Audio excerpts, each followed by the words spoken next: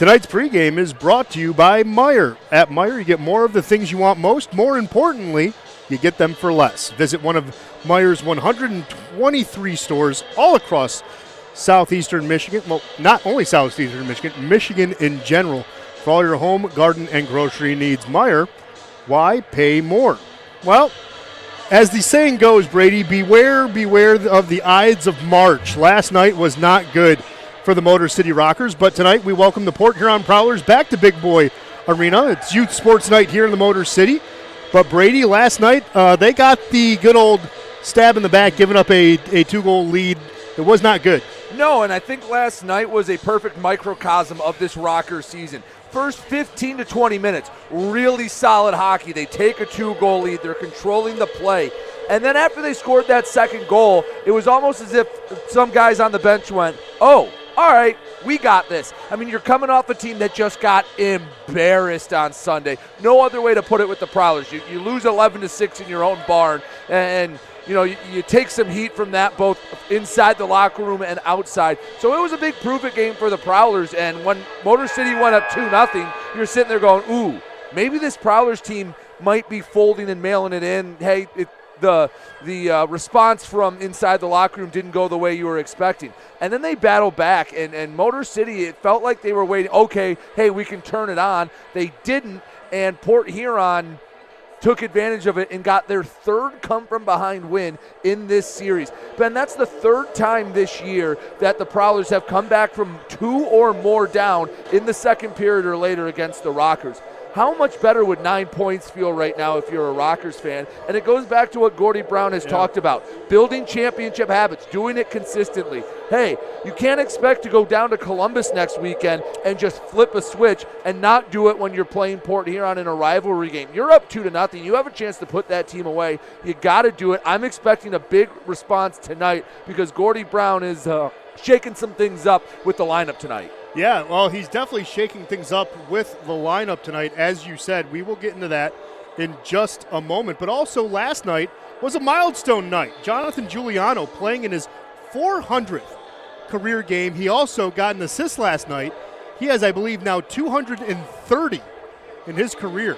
Yeah, Giuliano, that does include the postseason. It does. So that's 400 with the postseason, 370 regular season games. 7th all-time in Fed history. He is one of only, I believe 6 players to have played a game in 10 different seasons in the Fed. So he is a grizzled veteran. Congratulations to him. Well-traveled as well. 7 different organizations for Jonathan Giuliano. Glad he's playing here, and, well, he's playing just about as good as he ever has. Yeah, well, as you said, 7 different organizations. He's been playing since 2012, 2013. Long time ago. He's been playing for basically as long as I've been a broadcaster. Now, I've been in journalism since 2007, but as long as I've been a broadcaster, Giuliano has been playing hockey. And I will say that he gives credit of the fountain of youth, because this year he has 15 goals in the season, right? Still has games to play. It's not a full season just yet. But already it's the 4th most in his career. And he even said, I don't like scoring, I like getting assists. So when you take that into an account as well, he's still a 50-50 player. And a guy at his age, it's hockey IQ, it's knowing spacing, it's knowing when to set up teammates. But it's just incredible he's still playing at a high level, especially after his season being cut short last year due to health. Well, I would say he's working smarter, not harder a lot of the times. Not to say he's not a hard worker, but he knows where he can get that veteran edge. And real quick before we head off, want to throw out the congratulations to Trevor Babin. He's on the west side of the state. We can say he got called up to the East Coast and Kalamazoo. He'll be on the bench tonight. A well-earned call for our netminder. Selfishly, I'd like him back here, but as a human, you can feel pretty proud and know that that's something he's been working towards. So congratulations to Trevor Babin. Yep, Trevor Babin, the Dark Knight, got called up to Metropolis. He's not in Gotham. We'll get into that just a little bit. We're going to hand it over to Johnny G for starting lineups and the national anthem. We'll come back with Puck Drop right here at Big Boy Arena in just a few moments.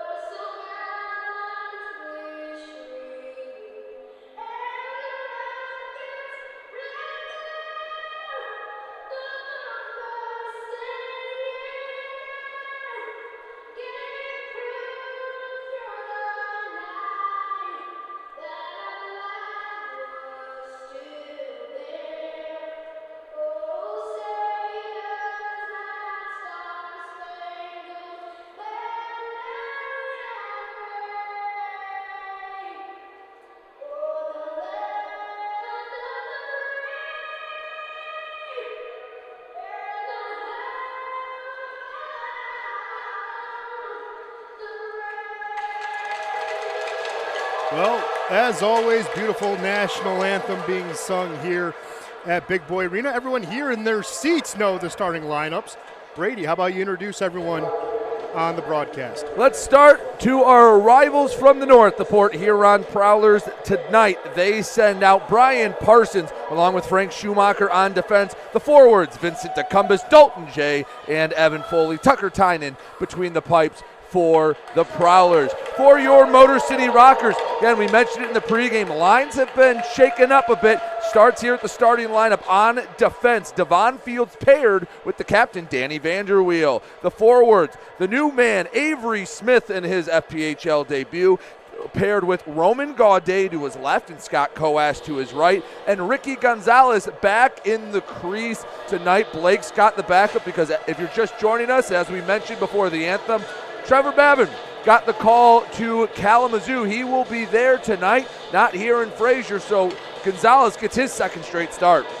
Yeah, we'd like to have the Dark Knight patrol here in Gotham, but like I said, Metropolis needed him as well. We'll get into that just in a little bit. Looking to change your insurance coverage? Well, Ronald Chalker is your local Farm Bureau agent in Selby Township. He and his team have been protecting and providing Michigan families with insurance since 2016, so if you're looking for a quote, your man is Ronald Chalker and his team.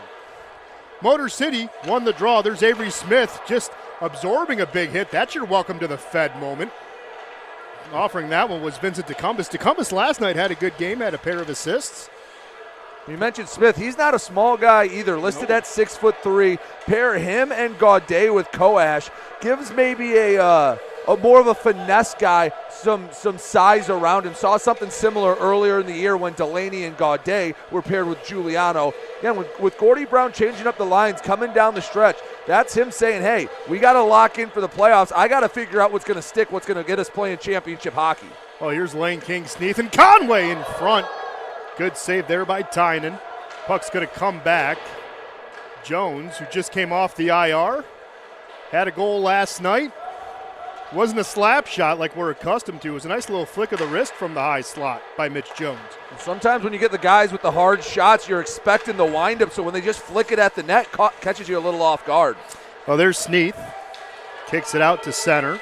Chasing that one down is Arnott, but he's not going to play it. Tucker Tynan actually just told Pavel Svintsov to come and get it, and Svintsov almost caused a turnover. There's a hard shot fired by Milam.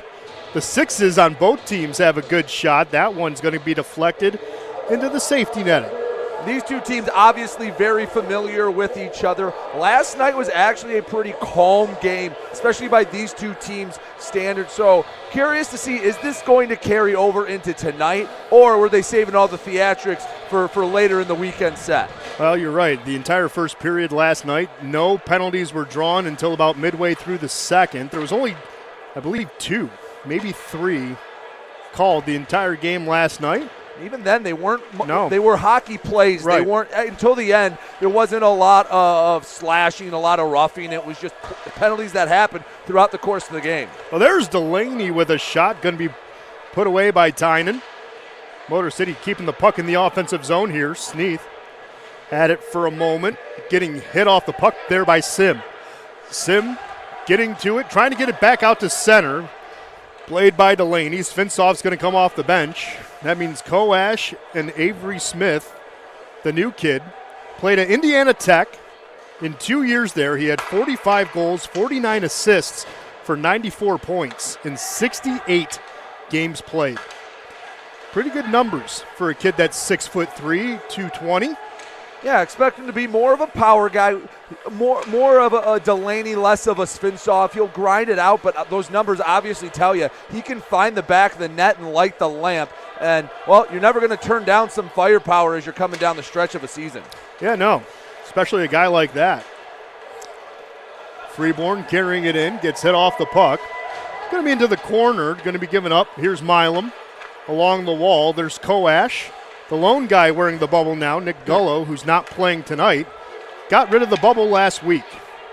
Make it easier for you to find him. I had trouble.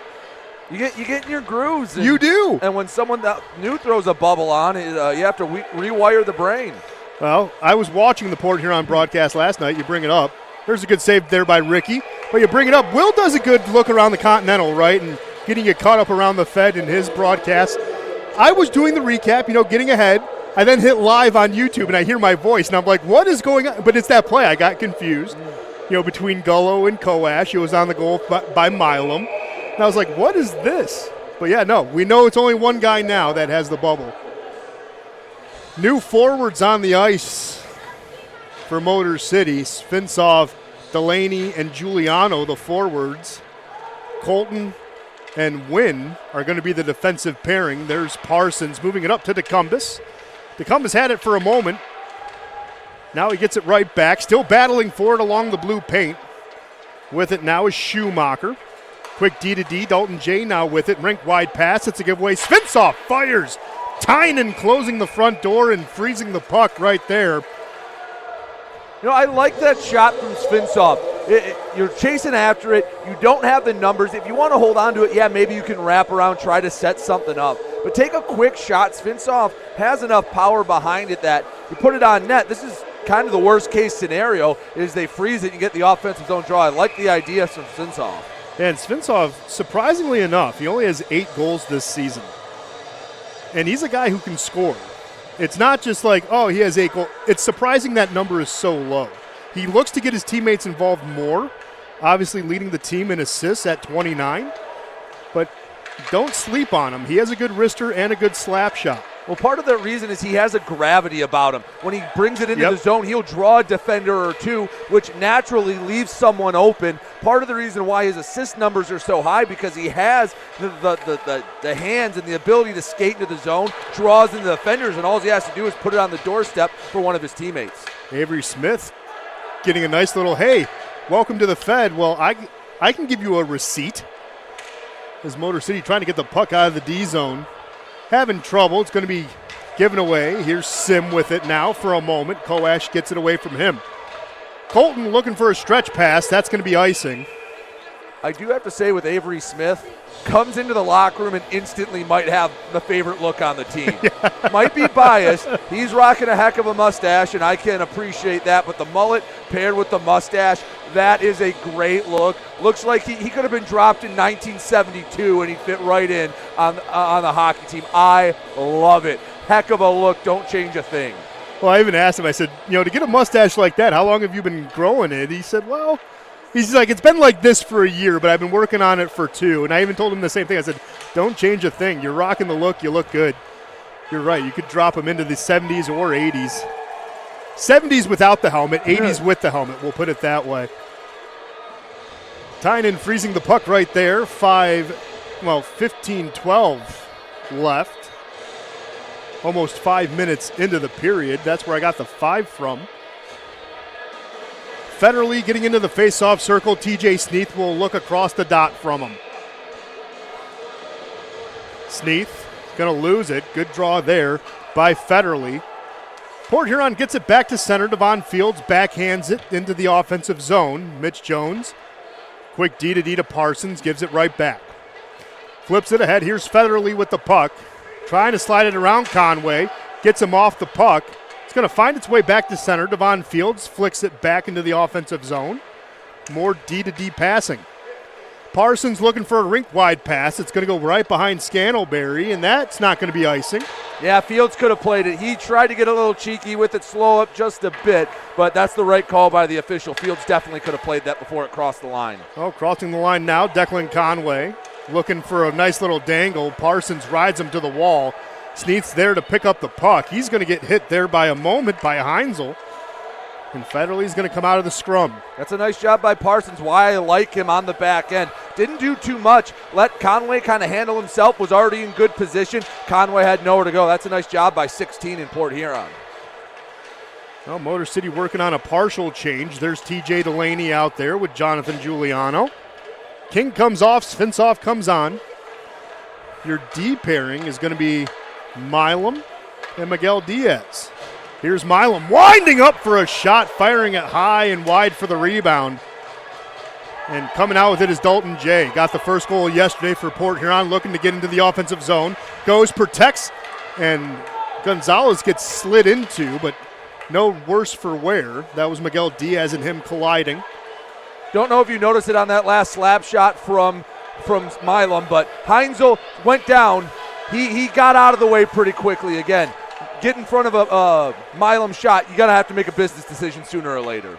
Oh, yeah, either that or wear extra padding. And hey, you get in front of one, and you're going, okay. Then he winds up a second or third time. You're going, all right, maybe this time I get a little lower to the ice. Heinzel hit the deck pretty quickly. Well, puck comes back out. Avery Smith gives it to Wynn. There's a good shot. Puck still free. Tynan got ran into. There's a screen in front by Avery, getting in good position, not afraid to get down low here in his first couple of minutes. Avery Smith feeling comfortable, like he's playing at Indiana Tech all over again. Yeah, if you didn't know it, wouldn't know it's his debut with this team. It seems like he's fitting in pretty well through the first 7 minutes and change. Granted, a long way to go, but I like the first couple of shifts from this kid. Yeah, not bad. Here's Evan Foley. He gets taken out. No call. Koash brings it in. There's a shot. Tynan doesn't get a piece of it. Can't hold on to it. Koash holding on to it, looking at his options, firing it back. It's going to be wide. Settled down there by Colton. Josh drops it back off. Here's Roman to Sneath. That's just a cycle and a shot. The merry-go-round went round and round and round, and TJ Sneath got off the ride in time. Love that possession for Motor City. Just kept taking their time, running, just keeping the pressure on, and Sneath picks the corner. Right now it feels like Tynan's fighting the puck a little bit. That time, not much he could have done, just picked the corner. That was pretty nice offensive zone pressure from Motor City. That's a good way to respond after how last night's game ended. Well, I mean, how could you not be in a trance? Just cycling the puck along, the point. It felt like a power play. It really did. Looked like a power play. Now, it's 1-0 about 8 minutes in. Don't fall into the trap you were at last night. Hey, it was 2-0, and I'm sitting in the stands going, all right, Rockers are rolling. Next thing you know, 4 unanswered from Port Huron. Hey, if you have a chance to put this team away and you've been controlling the zone early, get on this team early and keep it up. Play championship hockey, not just for 20 minutes, but try to make it 60 minutes. And it starts, we're only midway through the first, but I want to see this level of intensity keep up and don't want to see it taper off at the end of the period. No, I don't think it will. There's Giuliano firing that one, going to be elbowed away. Kept in by Fields. Tynan can't hold on to it. Parsons trying to move it ahead, intercepted. Here's Fields. Fields going through the traffic cones, gets taken off the puck. It's going to follow it to the corner. Giuliano back to Fields. Devon, rolls off his stick. Had Svintsov screening. That could have been an easy one. Well, he had Tynan going down to the butterfly. If Fields is able to hold it on a little bit longer, he'd have had that far post to shoot at. Unfortunately, couldn't keep it on the tape. We're still underway. Mitch Jones trying to move this one up ahead. He does. Scantlebury drops this one off to Freeborn. Freeborn leading Port Huron in both assists and goals. Scantlebury to Freeborn again. Pinned along the boards. Miguel Diaz will take it over. Gives it up to the near side. Gaudet looks at it. Quickly makes a decision. Kept in, though. And no, they're going to say it's going to be a tripping call. The new kid. Well, excuse me. That takes us to our second media timeout. Brady, we know we're not the only game in town. And what are the shots? How about this for a start for Motor City? Outshooting the Prowlers 10-1. Can't ask for much of a better start from the Rockers. Right now, officially, that goal scored as TJ Sneath from Josh Colton and Roman Gaudet. Second game in a row at the point for Gaudet. He's starting to pick it up a little bit, and not a moment too soon. Around the Fed, only one other game has started. Danbury at Elmira, scoreless early in that one, to drop later tonight. Carolina, Blue Ridge, Baton Rouge, Columbus, and Mississippi, and Binghamton. Well, as you said, Roman Gaudet gets the assist. Last night, it was his first goal since coming off IR. So got a goal last night. It was a big one. Actually, it was kind of funny. When you looked at it in real time, you went back to watch it. Looked like he was intercepting a pass that was intended for Josh Colton at the time. But went 5-hole, got a goal. Again, it was his first one. It stopped a 4-game drought 5 going back to before IR. But that's his first goal since coming off IR was last night.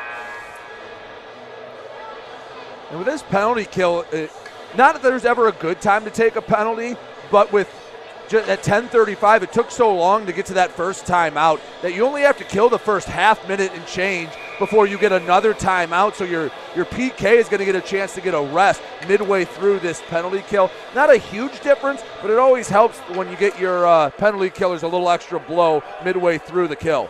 Well, as you know, anytime we are on the penalty kill, it's brought to you by Insight Healthcare. Not feeling like yourself? Visit one of Insight's locations across southeastern Michigan for all your medical needs and get some insight into your health today. Gonzalez kicks it out to the corner. Motor City looking to be a lot more aggressive last night. Interestingly enough, they gave up the shorthanded goal, right, last night. Motor City has scored 10 shorthanded goals and have given up 10 shorthanded goals in the season. If you like numerology, that's interesting. There's a shot. It's going to be wide. That was off the stick of Scantlebury. Motor City going to still try to get it. They get it out to safety. Not far, but just far enough. Yeah, and giving up 10 shorthanded goals, that's not something you like to see. That's almost a quarter of the games that you've given up one on the power play. That's the frustrating one. Those are the clipboard breakers for a coach. Well, I only know that. Well, I knew that obviously because we're good at our jobs, Brady. We like to do research. But last night after it happened, I got a text from the front office saying, hey, how many have we given up this year? I said, well, now we're tied with Blue Ridge for the most in the league at 10. It's just, I mean, those are frustrating ones to give up. Especially the one last night that happened. Port Huron still has 35 seconds left of their man advantage. There's Sim trying to dig it out. He has it, gives it up. Foley gives it to Jay. Dalton gives it up to Mitch Jones. Now to Federley. Federley gives it all the way over to Foley. Foley has Sims in the middle if he wants him. Gives it back to Federley. 17 seconds left. There's Jones. Centers it in front. Deflected wide by Sim. And that net comes almost off. Now it's off the moorings entirely. And we'll have a stoppage of play. The roof was coming down, and Ricky Gonzalez did not like it. Yeah, not too often you see the net come off from the backside. No. Very rare, but it takes us again, as you said, Brady. We're going to have a quick media timeout, so if anything has changed, let us know. Yeah, no change in shots on goal. Port Huron's possessed the puck for a decent amount of this power play, but they haven't gotten any good looks on net, and no one scored between Danbury and Elmira so far. Well, I want to remind fans, tomorrow we do have a game against Port Huron. It is a specialty jersey night because it is St. Patrick's Day, and guess what? Sunday Fun Day is back. Contact Connor Jakacki and find out how you can take advantage of those tickets. 2 tickets and a bucket of beer for $40. If you're not planning on drinking, you can get 4 tickets for $40. All you got to do is email Connor@rockershockey.com and take advantage of it. And, of course, we are wearing, like I said, specialty uniforms. We debuted them across social media this week. There will be another auction. So if you want another specialty jersey, look out on our social media for that access to Dash, and you can go bid on them right now. You can. You can bid on them right now. Get an early lead. Again, I'm Brady Beaton's #1 fan. He's Davenport House Calls. So if you're in a bidding war, that's who you're up against. You won't have to bid too high to outbid me. No, I was going to say, me either. I don't have funds. I wish I did, but I don't. Having a lot of nieces and nephews and a pet will do that to you. So will working in broadcasting, but that's a different story. 10 seconds left of the Inside Healthcare penalty kill. 8:45 left here in the period. Motor City has a comfortable 1-0 lead thanks to TJ Sneath getting his 15th of the year. Mitch Jones keeping it in. There's a quick shot. Closing the front door was Rico Suave. Coash will try to flick it out, and he does.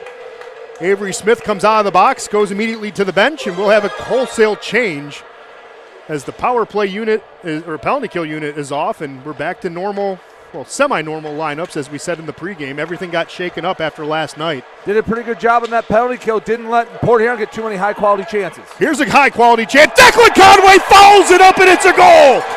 Declan Conway, high quality and follow-through, making it 2-0. All period long, Tucker Tynan has not controlled the rebound. That's another one from point blank. And Conway, quick reaction time to get a second shot and puts it in the back of the net. If I'm Motor City right now, anytime I see a lane to Tynan, I'm throwing it on net, having two guys crash. Heck of a job by Conway. Right after you get the penalty kill, you get a goal, and, well, back where we were a night ago, a 2-0 lead for Motor City. Well, Declan Conway, you remember, had 2 goals last Sunday against Blue Ridge. Was held without a point last night, got a big one there. Well, some pushing and shoving. And hang on. Arnott. He dropped the gloves. He did drop the gloves. That's good enough for fighting. Declan Conway should not even be taken to the box. Let's see if they take both. Well, hang on. We know Arnott's going. He'll get a good seat in front of the Kowalski meat locker, making bad decisions, and Declan Conway drew that one. Getting a goal and then putting Motor City back on the power play. Good play there by Decky. Let's see what they give him. It's at least going to be 2. Dropping the gloves, they might meet in the middle, call it 4. No, they're going to put 2 on the board. Think, depending on how the official was feeling, could have gave the double minor, but either way, go down 2-0. That's not a penalty you like to take. We talked about last night how the penalties were all in the flow of the game. They weren't anything like that. That's a frustrating one if you're Port Huron, that, hey, you just gave up your second goal in the first period, and then you take a penalty that, let's be honest, you didn't really need to take, and it gives Motor City a chance to get a big 3-goal lead here in the first. Well, we just had the Inside Healthcare penalty kill. Now we're on the Genesis Credit Union power play.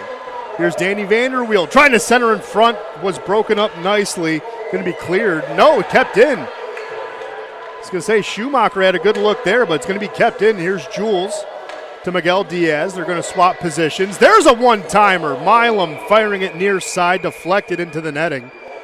But as I was saying, it's a Genesis Credit Union power play.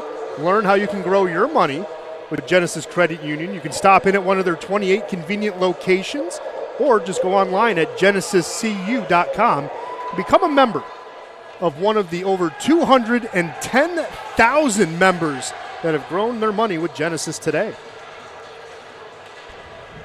Good win by Giuliano. Here's Milam, gives it over to Miguel Diaz. Minute 30 left of the power play. Milam near circle, back to Miguel Diaz, to Giuliano. Back to Milam on the near side. Gets it to the middle. It's in front. Delaney swiping at it, and Tynan desperately lays on the puck and freezes it right there. And I know that wasn't a shot, but that's just another example of it took Tynan 2 or 3 grasps at the puck to finally freeze it. I don't want to see the Rockers get too fine on this power play because, hey, get a big body out in front. Last time you had Delaney in this group, a little bit smaller, but get some guys out in front. Put something center mass on Tynan and just have someone there ready for the rebound because he is not seeing the puck well tonight. Well, Motor City went 0 for 2 last night. Coming out is Freeborn. There's a backhand. Good save there by Ricky. Minute 10 left of a power play. Here's Scott Koash. Again, Motor City went 0 for 2 last night. See if they can go and do better tonight. Still leading the league, though, 30% with the man attack. Special teams have been solid for the Rockers all year long. Yes, they have. The penalty kill for Port Huron, not so much. They're last in the league at 72%. But last night, you would have thought they were one of the best in the league. But again, that's why they're rivalries, right? You know, you always play your best against your rival. You always want to do the extra, oomph, whether you're playing or doing whatever. Leads are not safe against your rival. Here's Colton now at the point. Gives it to King. King's now at the point. Going to flick it in, deflect it in front behind Tynan. Conway going to pin it along the board. Sneath comes in to help. 13 seconds left. Colton, one final push. Gives it to Koash on the near side. 8 seconds left for 88. There's a quick shot in front. Tynan comes out and he's going to play it. Smart play by Tynan. Allows for a change. And coming out of the box is Arnott. That's a heads-up play there by Tucker. Rockers may have gotten away with too many men on that long stretch pass from Gonzalez.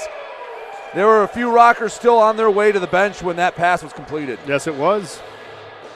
Well, Scott Koash hit the scoreboard, so we'll have a face-off inside the defensive zone. But again, you're looking for that third goal that did not come last night. You'd like it to come tonight, and then a lot more tomorrow. Just keep the pressure on. Hey, if you keep playing like this, more goals are going to come. But don't feel like the job's done. I'm assuming after that loss last night and the message being sent, shifting up the line, saying, hey, we need to change. We need to keep that championship mentality for 60 minutes. I'm hopeful that the Rockers will have a more complete game tonight. Love the start once again, but again, a lot of hockey left to be played. Yeah, I know we have a lot of followers on social media, but if you did take the look after last Sunday's win, right, where Gordy talked about, yes, we know the road's going to be tough, but that's how we like it. That is the mentality you have to have. Again, you have 3 games next week in Columbus. Then you have Binghamton and Columbus coming in. Then you finish right here against your rivals the rest of the way. It's playoff hockey basically from now until your season's over. And you got Danbury's nipping at the heels. They know that you have this tough stretch. 5 games against the leaders of the 2 divisions after tomorrow. So you have to get the points now. And we also haven't mentioned magic numbers at 3 for the Rockers. Yeah, they can clinch with a win tonight. There's Koash, 5-hole! Scott Koash, big goal, makes it 3-0, so already better than a night ago. And that was just Scott Koash working a little harder. Wasn't the prettiest feed. He had to fight for it, regained it in close, but beat Tynan, and that's the one you love to see.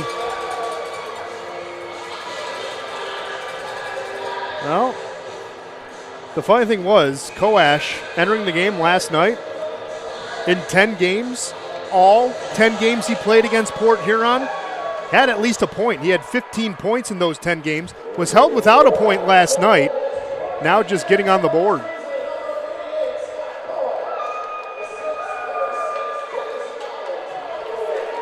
Keep this pressure on.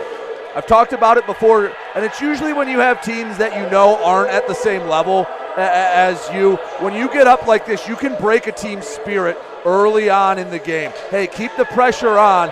And Parsons just took a dumb penalty. Yes, Smith lost his stick. He pushed it away and let the Prowlers implode. Let them implode. Turn the other cheek. Oh, here we go. Because, hey, we've seen the Prowlers do this. Look back to New Year's. Yep. You can end this game in the first period. Let the Prowlers keep taking penalties. Again, that's a penalty you don't need to take. Well, now they're going to put Koash in the box for talking. So it just went to 5-on-4 to 4-on-4. And this is some of the things that you need to talk about and you just need to be aware of.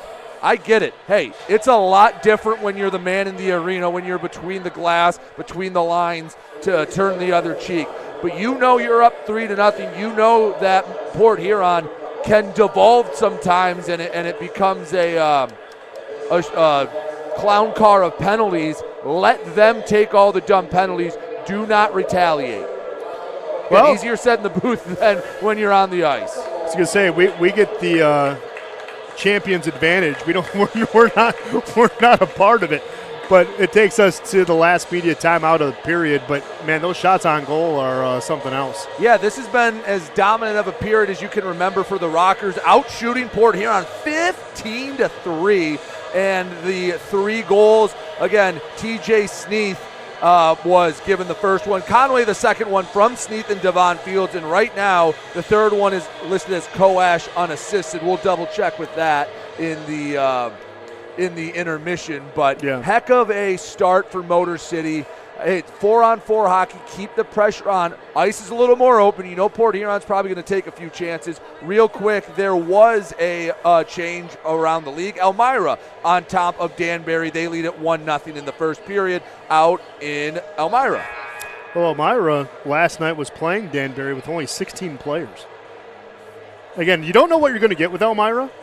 It's really a grab bag and a mixed bag of whatever you're going to get with the River Sharks, but you hope that they're now at home. They'll have more than 16, but, 16 players, that is not a lot. And those usually what you expect on the road. Right, that's just it. Sometimes, January, you're making a trip, one of the longer trips, maybe down south, and a couple of guys are sick. You're not able to pick anyone up. It's not unheard of for you to go shorthanded on a road trip, but at home, you think most every GM is going to have a few guys in their back pocket that, hey, we just need someone to go out there and maybe only get 2 shifts a period, but go out there and just eat up some ice time. Grab a couple of kids from sunny somewhere, you know, right. State College of New York, something. Doesn't matter what it is. New York is not a hockey poor state. No, there it's not. should be a few guys that are ready in the bullpen for them. Well, again, like I said, 4-on-4 for the next minute 40 now as we're 20 seconds in. Motor City's, there's a quick shot. Gonzalez holds on to it. Motor City is now tied at its 5th highest shot total in a period. Back when on November 4th in Elmira, that's why I bring it up, when they had 15. Of course, most in a game is 56 against Watertown in Watertown. 48 here at home. Yes, I know. But if it counts in your favor, why not? Goes in the record books. It does. Again, there was supposed to be a milestone this weekend. Speaking of that, Gonzalez making another big save there. There was a milestone this weekend that was disputed because, you know, it's also broken up because Trevor's not here. But we'll get into that in just a moment. Yeah, it was supposed to be if Trevor Babin started twice this weekend, it was going to be his 100th Fed start. You talk to Trevor, he says, oh, no, I did that back in February. It's like, well, not according to the league site. No, you didn't. And he's like, well, according to me, yes. I said, well, then show me the receipts, my man, because we have graphics built up for you. Well, we also it's also a league where the backup goalie gets credit for a game played if all he does is open the door the whole time. Hey, so. that is an important job. Okay. Yeah, doesn't mean it's – there's a lot of important jobs out here, but they don't all get credit for a game played. No, they do not. Well, that's just it, right? Like sifting through it, seeing which games actually had stats that you started. Speaking of which, here's Vanderweel dropping it to Svensov. Gets hit hard there by Jay. Still 20 seconds left of 4-on-4 hockey. Yeah, no, really happy for Trevor. Of course, Kalamazoo, there's a quick shot. They loved what they saw in Trevor in training camp. Again, helped them in their preseason game against Toledo, winning a shootout there. And here's Nick Miguel Diaz firing. Tynan, both Koash and Parsons come out of the box. Drop pass to Koash. He's going to go around. Now to Miguel Diaz. There's a shot. Good block there by Jay. Clear out of the slot, and it's going to be kept in. Miguel Diaz can center it if he wants. Fires it. Tynan pokes it away. Svensov. Pass. Milam steps. Oh, he rang the doorbell. Oh, my goodness. Right now you have Port Huron on their heels. Keep taking shots. Obviously, don't take anything you can get, but if you have a look at Tynan, I'm shooting it before I'm thinking about passing. He has not controlled a lot of rebounds, and it's getting testy out in front. Might be able to draw another penalty out in front because there have been a few cross-checks thrown in that last sequence. Definitely different than a night ago, huh? Well, sometimes you're not in the best of spirits when you're down 3-0, right. Not even 20 minutes in. Well, there is that as well. There's a minute 15 left here in the opening period. Motor City again has a 3-0 lead. TJ Sneath has a goal and an assist already, so he has a multi-point game. Here's Scott Koash. He was the latest goal scorer, moves it up ahead. Avery Smith, the new one, the new kid, the new guy. The FNG, if you ever want to call him that. I don't think you want him to, though. Here's Conway. There's another shot. Oh, that was a good look there by Colton. I like that. Avery Smith's the big guy. Have it out in front. Yeah. That time it's cleared. But how many times has this period has Tynan controlled the rebound immediately and froze the puck? 2, maybe 3 times in 20 minutes out of, 17, 18 shots? Uh-huh. Keep up the recipe that's been working. It has been working. Sneath again dropping this one in. Parsons gives it up to the far side. Scantlebury had it. There's Conway. He's been getting a little more physical. Parsons now comes with it on the near side. Intercepted. Motor City can maybe get a goal before the period's out. There's another shot. Tynan keeps it alive. Centered in front. No one home for it. And they're going to say that the net is off the mooring at 9.5 left here in the period. Well, there you go. We know that the new pegs are getting a workout. We didn't need Ian Wallace to test them out. We had Tucker Tynan. So there you go. Been pretty scrambly out in front, and I like what Motor City's doing. Hey, they're playing like a team that's a little peeved off of how last night ended, and this is the response I wanted to see from the Rockers. This is exactly what you want to see. Not what you want to see is them fixing a spot on the ice. We hope we can get the last 9.5 off the board and take care of it in the intermission. Well, I had to do this before the game at a different spot. You grab some snow, you put it on the spot, you get it wet so it starts freezing, and then you put the Zamboni over it. So anyone that's been in hockey long enough, you kind of know patch maintenance work. You've had to do it at some point. So Giuliano and Federle in the face-off circle with 9.5. Yeah, going back, really happy for Trevor Babin. We're going to have a reset here. Again, Kalamazoo even told him, hey, we're only cutting you because it's a business decision. We like you. We're going to keep tabs on you. And sure enough, they needed a guy. There's a quick shot. Tynan saving it, and the official helping him out, trying to keep that net on the mooring. But yeah, Kalamazoo kept an eye on him, and when they needed a guy in a pinch, they said, hey, can you drive about an hour and 40 minutes? We need you. Right now, this spot, 2.9 left. We talked about it last weekend. We were in a similar spot. I know Gordy Brown's a little more conservative with keeping his goalie in the net, but why not pull Gonzalez? You're not going to get a draw sent right down the ice in under 3 seconds. Why not get a sixth guy out there right now? I like the more aggressive approach here. Understand Coach Brown's a little more conservative, but just food for thought. Pull the goalie in this spot. Well, you also got to win the draw. Right. There is that. Becomes a moot point if you don't do that. But yeah, there is that. But Motor City has a comfortable 3-0 lead. We're not going to say too comfortable because we know what happened last night. But Brady, what are the shots on goal? And we'll take a deeper look at the out-of-town scoreboard in a moment. But what are the shots? And we'll talk about the period. After a very strong first period, Motor City outshooting Port Huron 21-5. Again, goal from TJ Sneath, assist from Josh Colton and Roman Gaudet. Declan Conway with the second, Sneath and Fields on the assist. And then Scott Koash, the third goal of the period, an assist given to Jamison Milam. Well, there you have it. You said it was 21? 21-5. Oh, there you go. Second best shot total this season in the first period. Again, top best, we're going to put in air quotes, is the 23 on the 22nd of November in Watertown. But still, 21, that's a lot. But outside of that, we know they were, getting pucks in the net, right? And getting in front. Didn't take any bad penalties except for Koash maybe turning what was going to be a power play into a 4-on-4, just talking back and forth. Still a pretty good period, though, Brady. What are your thoughts on the 20? If you have any complaints, they're going to be small and nitpicky. Obviously, as a coach, Gordy Brown, Corey Schweider are going to have small things to correct. But that's a heck of a first effort from Motor City. But it goes back to what we talked about in the pregame. Hey, they played a pretty good 20 minutes to start last night. Then they played a bad final 40. The big response I want to see, how do they come out in the second? Do they come out with that same intensity, ready to really just put the foot on the throat and don't give the Prowlers any room to breathe, clinch a playoff spot tonight, and just play championship-level hockey for 60 minutes? Well, so far so good. You just can't take the foot off the gas pedal like a night ago. But really cool here. Motor City Ice Dreams, which is a foundation in the city of Detroit, headed by Jason McCrimmon, who grew up in the city of Detroit, had a very good pro career, actually has his number retired in Danbury.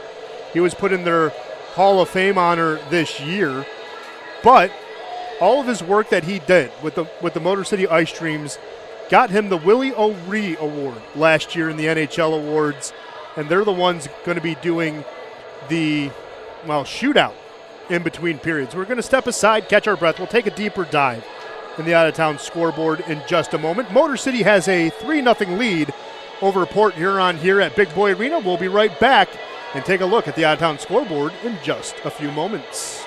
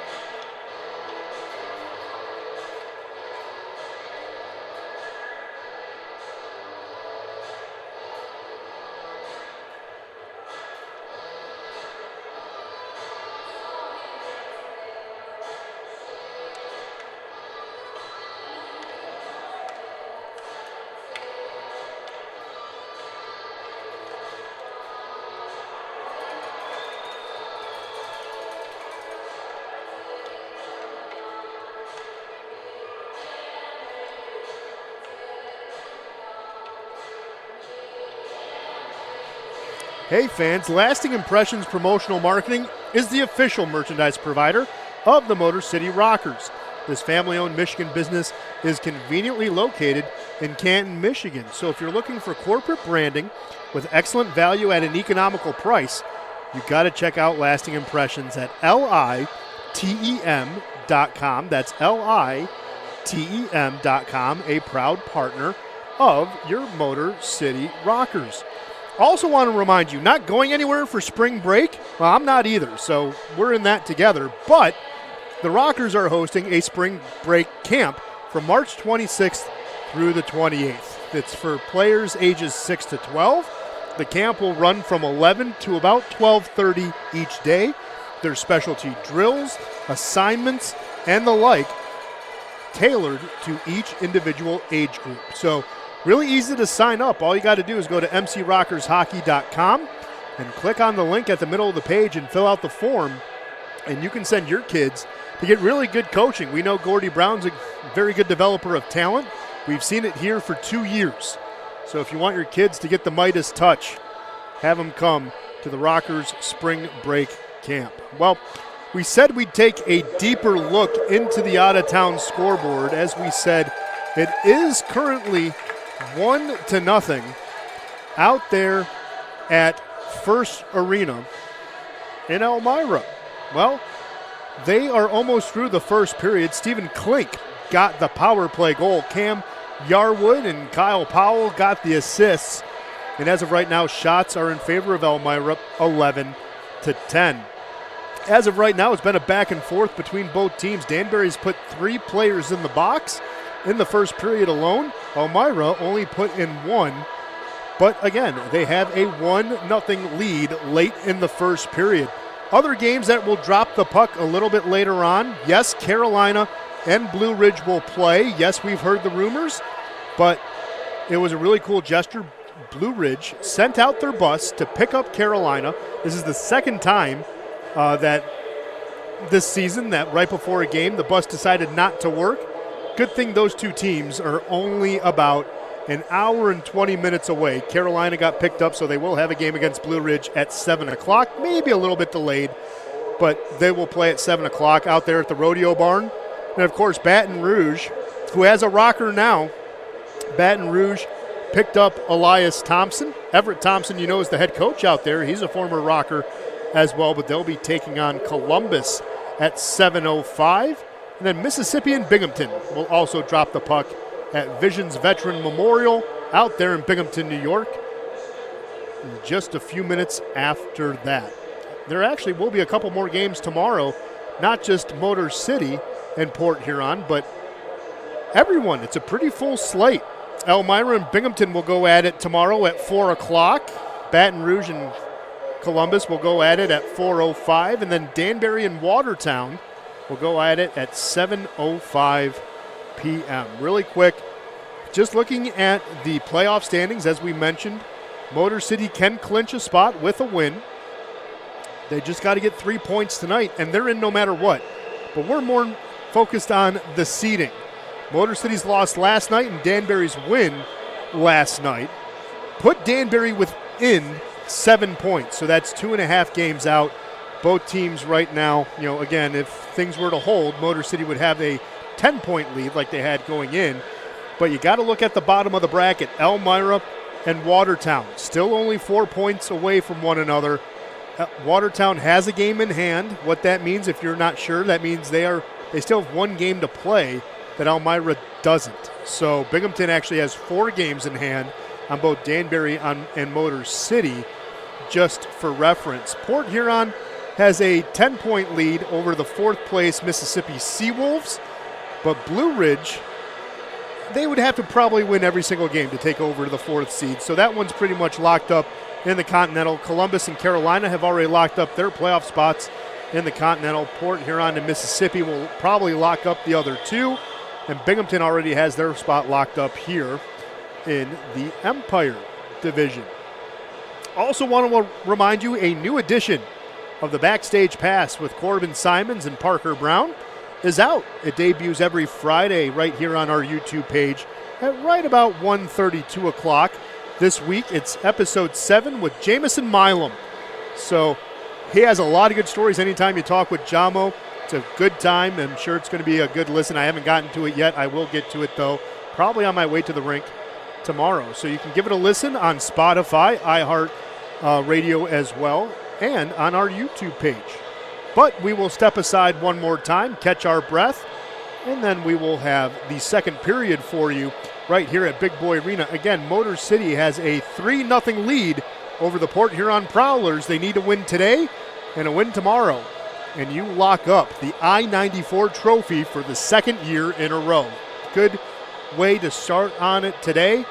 We'll find out how it finishes as we get the second period underway in just a few minutes. We'll be right back.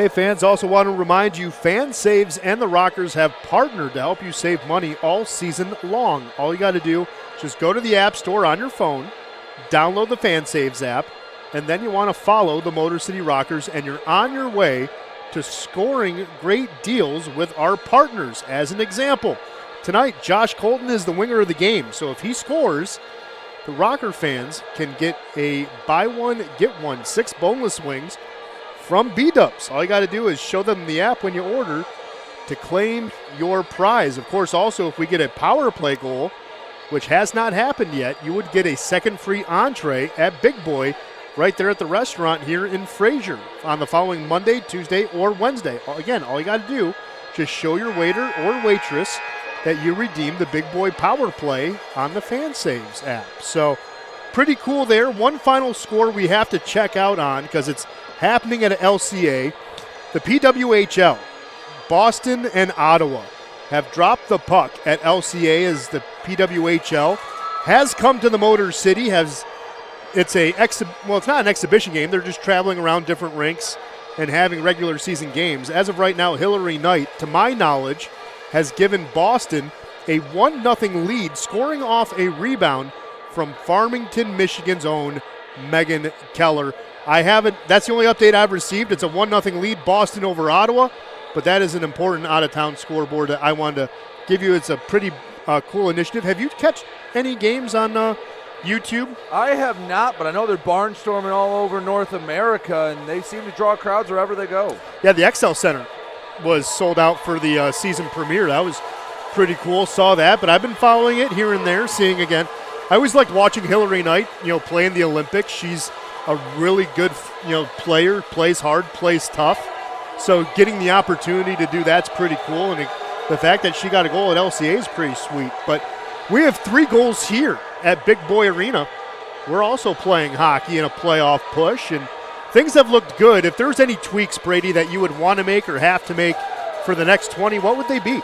Again, they would be very small and nitpicky. If you're Scott Coash, just don't take that penalty for unsportsmanlike. Again, when it's unsportsmanlike conduct, it's hard to tell from our vantage point exactly what it is. But even then, the very minor things, I've loved what they've been doing for the first 20 minutes. Really, any critique I had would be something from last night. Don't let the first 20 minutes lull you into a sense of security.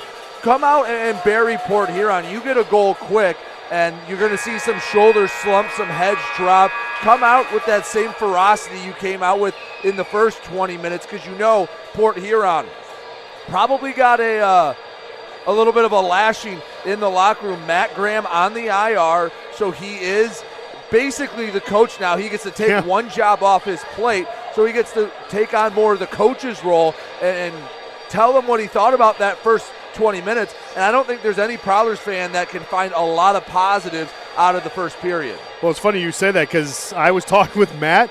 I said, in hockey, it's a lower body. I'm not going to say what he actually hurt, but I said, hey, is it this? Because it looked like it gave out. He goes, no, it's not that. He goes, it's something else.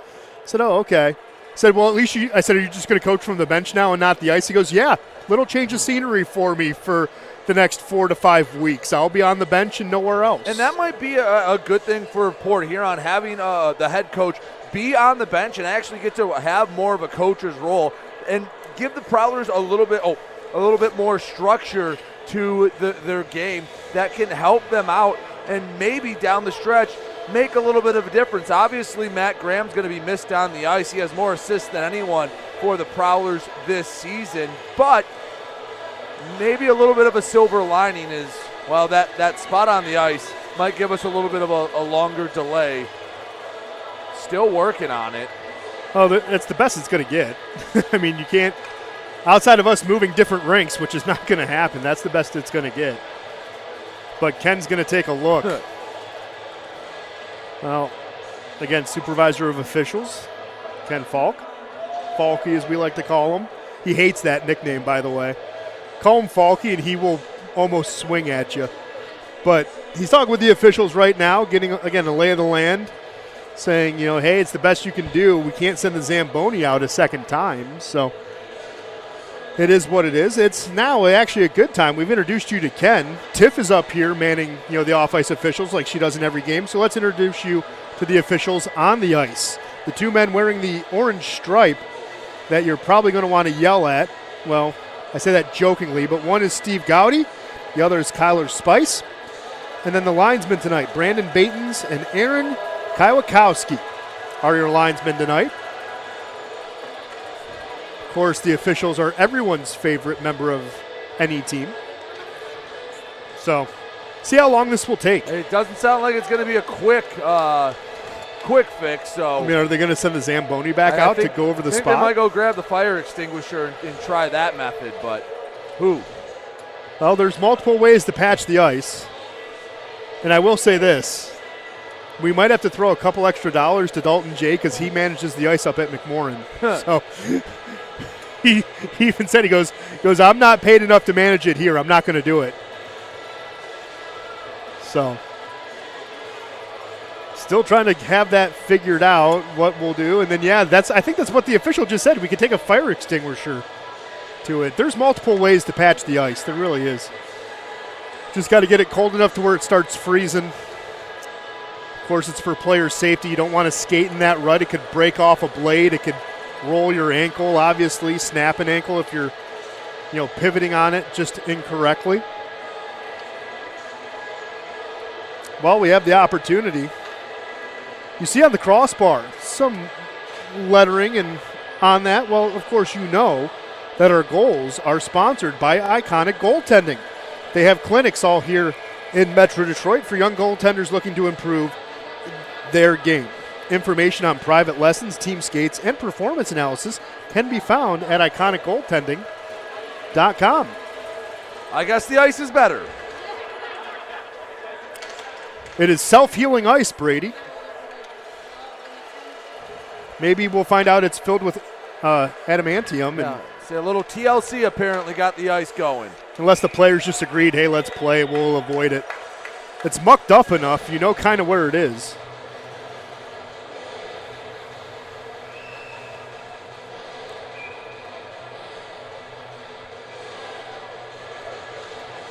So, face-off on the far side, controlled by Port Huron. Carrying with it is Freeborn. There's a shot, Mitch Jones! The 1T master cutting into the lead. It's 3-1. And that's a slap shot that catches the top corner on the far side. That's something you don't like to see, and that's what Port Huron needed, a quick goal to settle things down. But there's not much Ricky Gonzalez can do on that one. That's a hard shot that put into a small window. That's a heck of a job by Jones. Well, right off the draw, Austin Federley will get the secondary. The primary will go to Liam Freeborn, who leads in that category because, again, Matt Graham is out with 32. Not going to come back anytime soon. Liam Freeborn now has 29. Of course, Mitch Jones, who had a goal last night, gets a goal tonight for 12. And he has been maybe one of the pickups of the season, not just by the Prowlers, but anyone in the league. He has been a terror to play against. Well, one of the best trades in the league, Elmira picking up David Gaeta from Port Huron. That guy's been on a tear. Say only behind Blue Ridge paying for Avashkin. Yes. Getting your leading scorer instantly. Yes, there is that. Here's Dalton J. He's a guy who can put the puck in the net. Tried to fire it. Rico Suave threw that down. Here's Parsons with it now. There's a quick shot. Rico with a save. Poke checking away in the slot. Going to be blocked. Dalton J gives it to Parsons. Parsons fires it. He rang the doorbell. Oh, my goodness. Schumacher, Parsons playing catch. Now another quick shot. Ricky Gonzalez making a couple of big saves. Motor City gets it back to center, and everyone can breathe.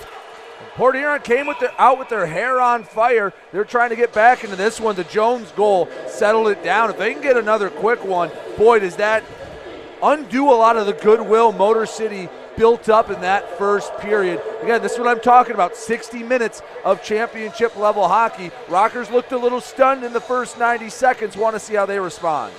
Well, you needed a goal in the worst way. Why not go to one of the guys who has one of the best shots on your team? Dalton J had a nice little backhanded shovel just under the crossbar last night. He probably has the best shot of any Prowler. But Mitch Jones, man, that guy has a rip. I know I've said it before. I'm tired of seeing Mitch Jones. You and me both. Who isn't? And we say that as a compliment. Sim gives this one up to Heinzel. Everyone here at Big Boy Arena trying to get the chant of Let's Go Rockers going here on Youth Sports Night. There's a reason why we're sick of Jones. 5 of his, now for Jones, 12 goals have come against the Rockers. Yeah, there's Tiger killers in baseball season. He could be a Rocker killer here in the hockey season. It feels like just Jones, pencil him in for at least one every time he plays the Rockers, because he has found the back of the net often against Motor City. It's like Nelson Cruz. Give him any base but home plate, please. God, still have nightmares of Nelson Cruz, who's still playing baseball, I think, too. I think he's still on a team roster. Play will continue. It will not be icing. Johnson tried to get it out of the zone, kept in by Gaudet. Gaudet on the far side. Centers it in front. Scotty can't get a finger on the trigger. Port Huron's going to come out with it the other way. Scantlebury carrying it through center. Gaudet chasing him down. 2 strides for Scantlebury's, 1 for Gaudet. Comes out to the point. Johnson gives it now to Jones. Jones looking for 2 and firing it wide. Oh, my goodness. Johnson picking up the rebound. Jones will reload, but can't get the bullet in the chamber. Jones tried to go back to that same spot. The glove side top corner, nearly had it that time on the wrister. Oh, Gaudet gets it to Koash. Bank pass there to Smith. It's just going to dump it in. Allows for a wholesale change for Motor City. King, Sneath, Conway, Vanderweel, and Fields, your 5. Freeborn gives this one up. Evan Foley, who had 3 points last night, 2 assists and an empty netter, dumps it on in. Foley again with the puck. Carries it through the near side circle. Taken off by Conway. Conway slides it up ahead. Sneath couldn't get there in time. Parsons sends it back. Fields lost an edge. This ice is taking a beating. Yes. That wasn't even near the spot they were trying to fix. No, but another player loses an edge. Well, that was Conway just trying to put the brakes on a little too quickly to stay onside. That time I don't think it was the ice's fault. No, Chris Delkamp keeping me honest. Nelson Cruz finally retired, so Tiger fans can sleep easy. Him and Jim Thome, man, those guys. It's like anytime they stepped up to the plate in a game, they were going to get one over the fence. Schumacher moving it up ahead. There is Connor Foley. He's a kid from UMass Boston. Dropped it off to Parsons. There's a shot and a goal. Here comes Port Huron. They make it 3-2. And exactly what you didn't want to see as a Rockers fan. 2 goals in the first 5 minutes, and as well as Motor City played, as dominant as that first period was, it's back to a 1-goal game.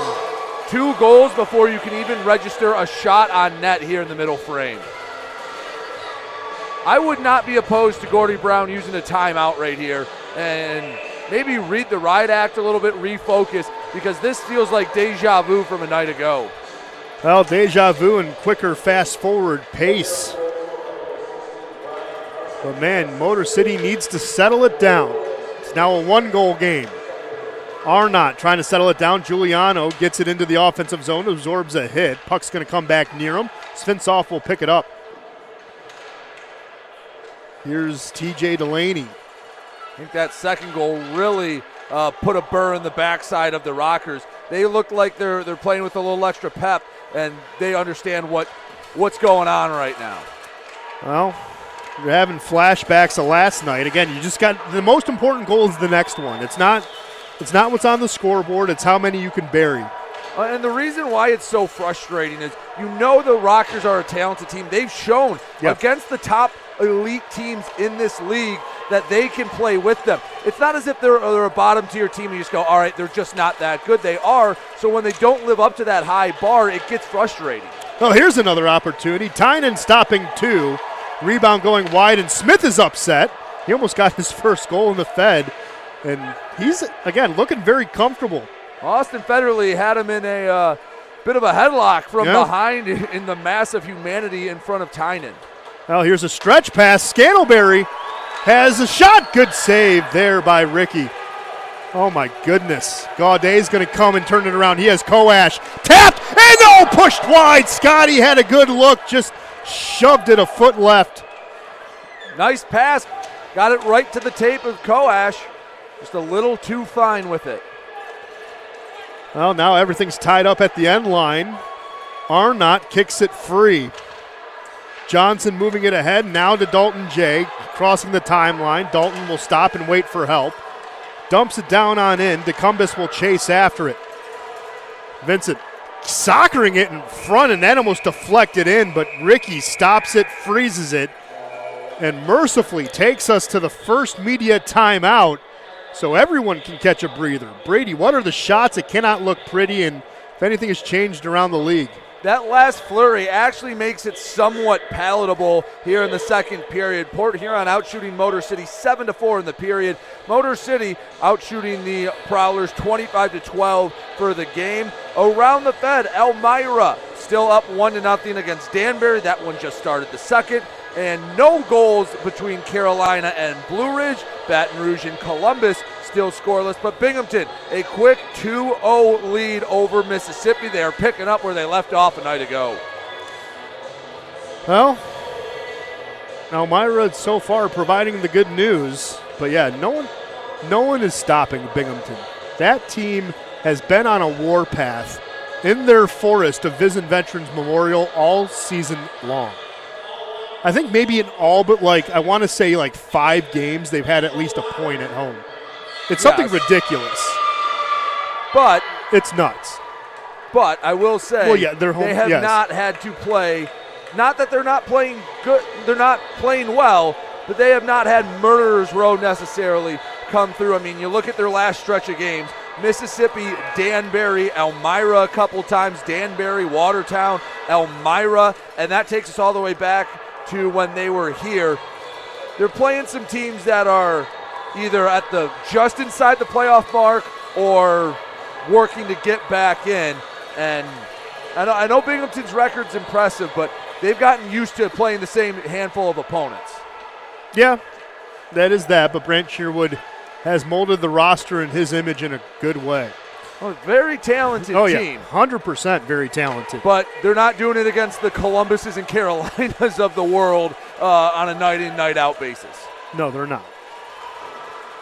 Getting to the puck, here's Freeborn. Going to be taken off. No, going to hold on to it. Centers it in front for Scantlebury. That's going to be broken up. Motor City, I think, is waking up. They're starting to play with a little more fervor. That cannot be icing. Tynan will come out to the trapezoid if it would have been there to play it. Mike Wynn will chase down the puck. Mike offers a good bank pass. King, Delaney carrying it in. Fired that one, got deflected to the safety netting, so we'll have a face-off.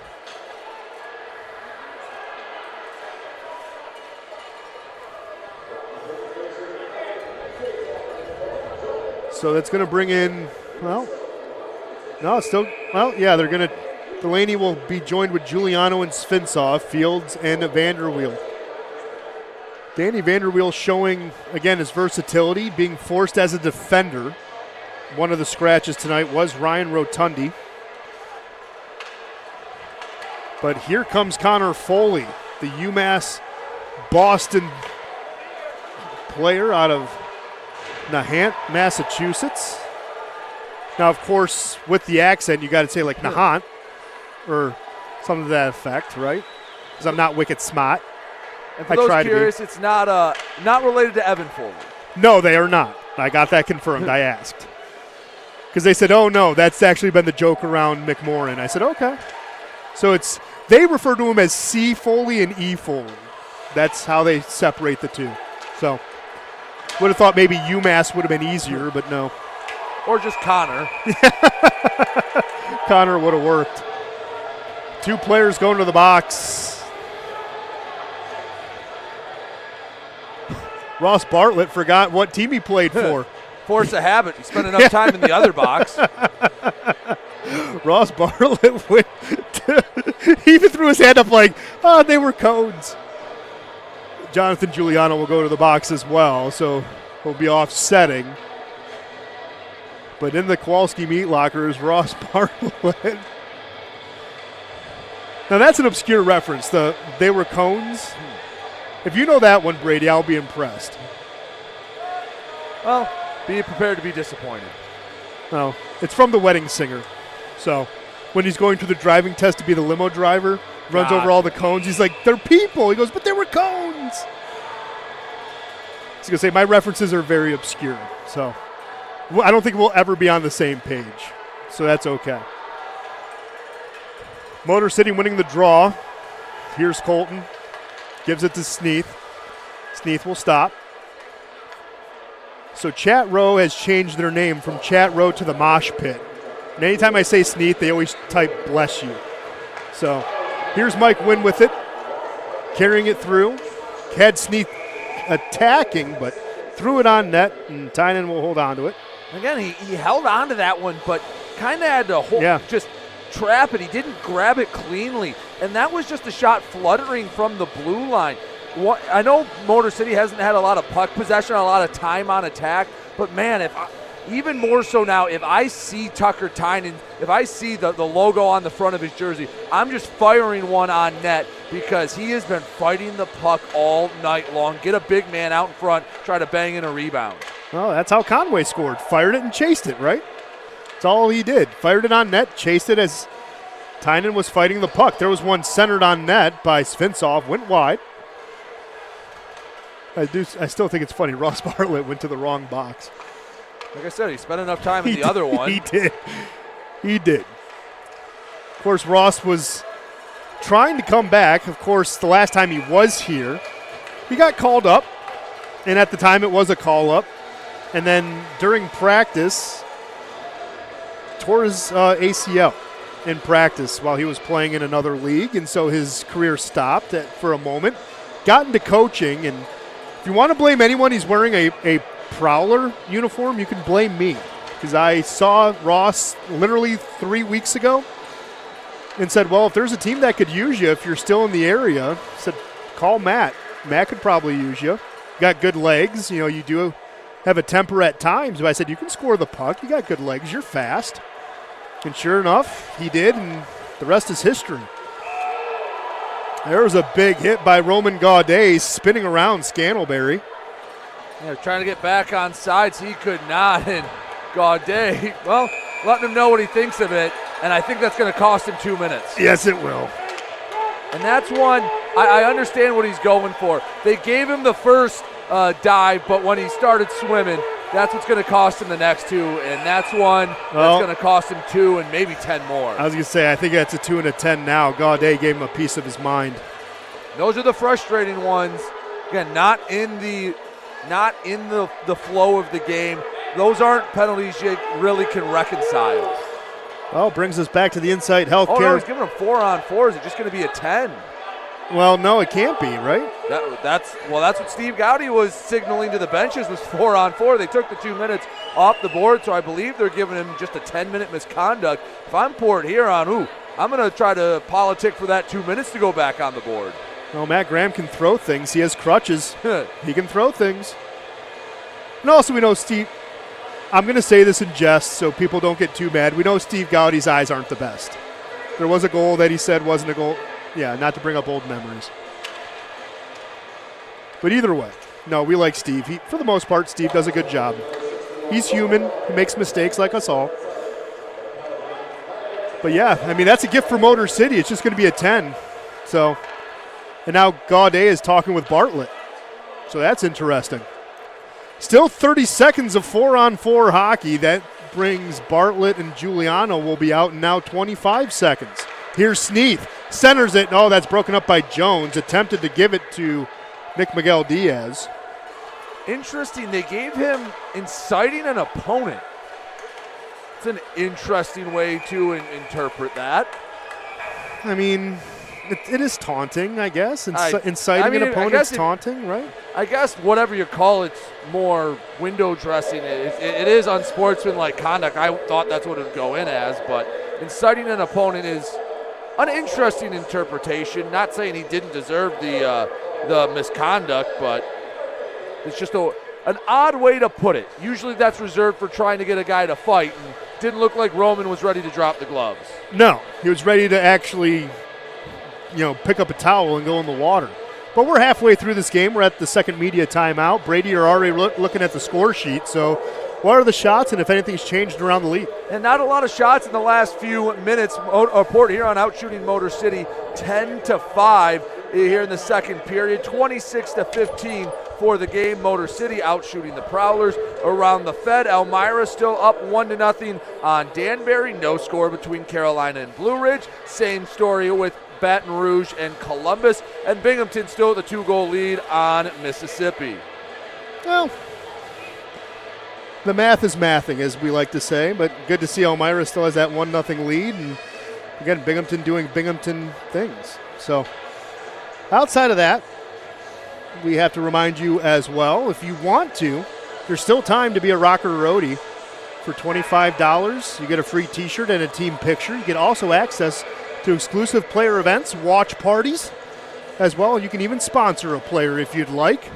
Just come here to Big Boy Arena and go to right next to the concierge table. That's where they're stationed. Brittany, Michelle, Phil, whoever's manning the table would love to talk to you. If you don't want to be a roadie, you can buy things. They actually make good arts and crafts.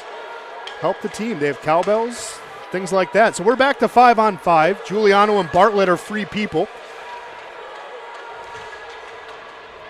Svintsov chasing after it, getting pressured by Arnott. Gives it up, Nick Miguel Diaz at the point, firing it. Tynan, again, deflecting the puck, not holding on to it, but it's not going to matter. Dalton J has the puck now. Moved ahead, there's a shot through the 5-hole, and Connor Foley continues his tear. He has 4 goals in 5 games.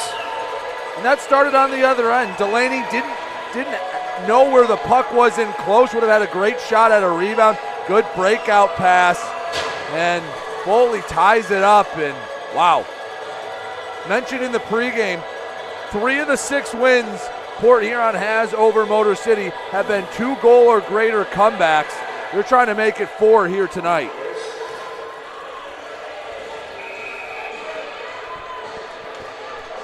Well, if you haven't woken up yet, now's a good time.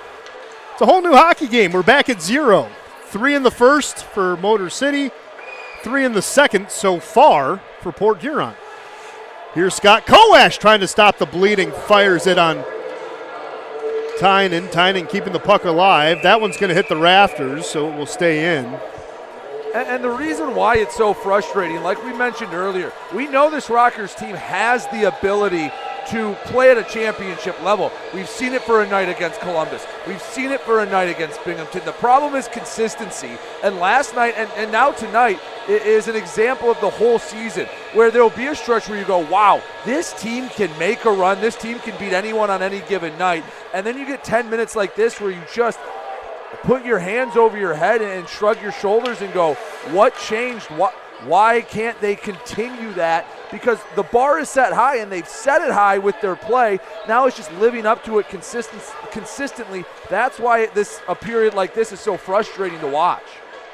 Yeah, I mean, for lack of a better way, I mean, yeah, we know Motor City's better than this, but again, you got to play through it and get it out of your system now, I guess, right? Though you don't want to travel to Danbury. You want to only play 1 game in Danbury, then come home. Right, that's not a short road trip to make. Not. It's so not. Getting 2 in your own barn can make a world of difference. Really can. Well, here's Fields, drops it back. King looking for his first as a Rocker. That's not going to go through. Fields trying to keep it in. He fights it. Everyone has to tag up. King, though, he has, in the 5 games he's played in Motor City, he has assists in 4. And he has 4 straight games with an assist. He's riding a nice little streak. Here's Scantlebury trying to keep the scoring streak alive for Port Huron, and that's going to be poked away. Scantlebury trying to get it back. Now Svintsov pokes it off. Motor City trying to get the charge going. Giuliano. Svintsov. He's going to get taken down to the ice. Delaney has it for a moment. It's going to be poked out. Mike Wynn will keep it in. going to be sent all the way down. Svinsoff centers it in front. Racket blast and the rebound goes wide. Oh my goodness, Jonathan Giuliano almost getting a big one. Keep throwing pucks on net. Tucker Tynan has maybe caught one or two shots clean. At this point, anytime you can get it to the net, put it on and there's going to be a rebound to grab. He is fighting the puck as bad as I've seen any netminder fight it so far. You get it in the zone, put it on net, have someone there ready to try to tap it back in.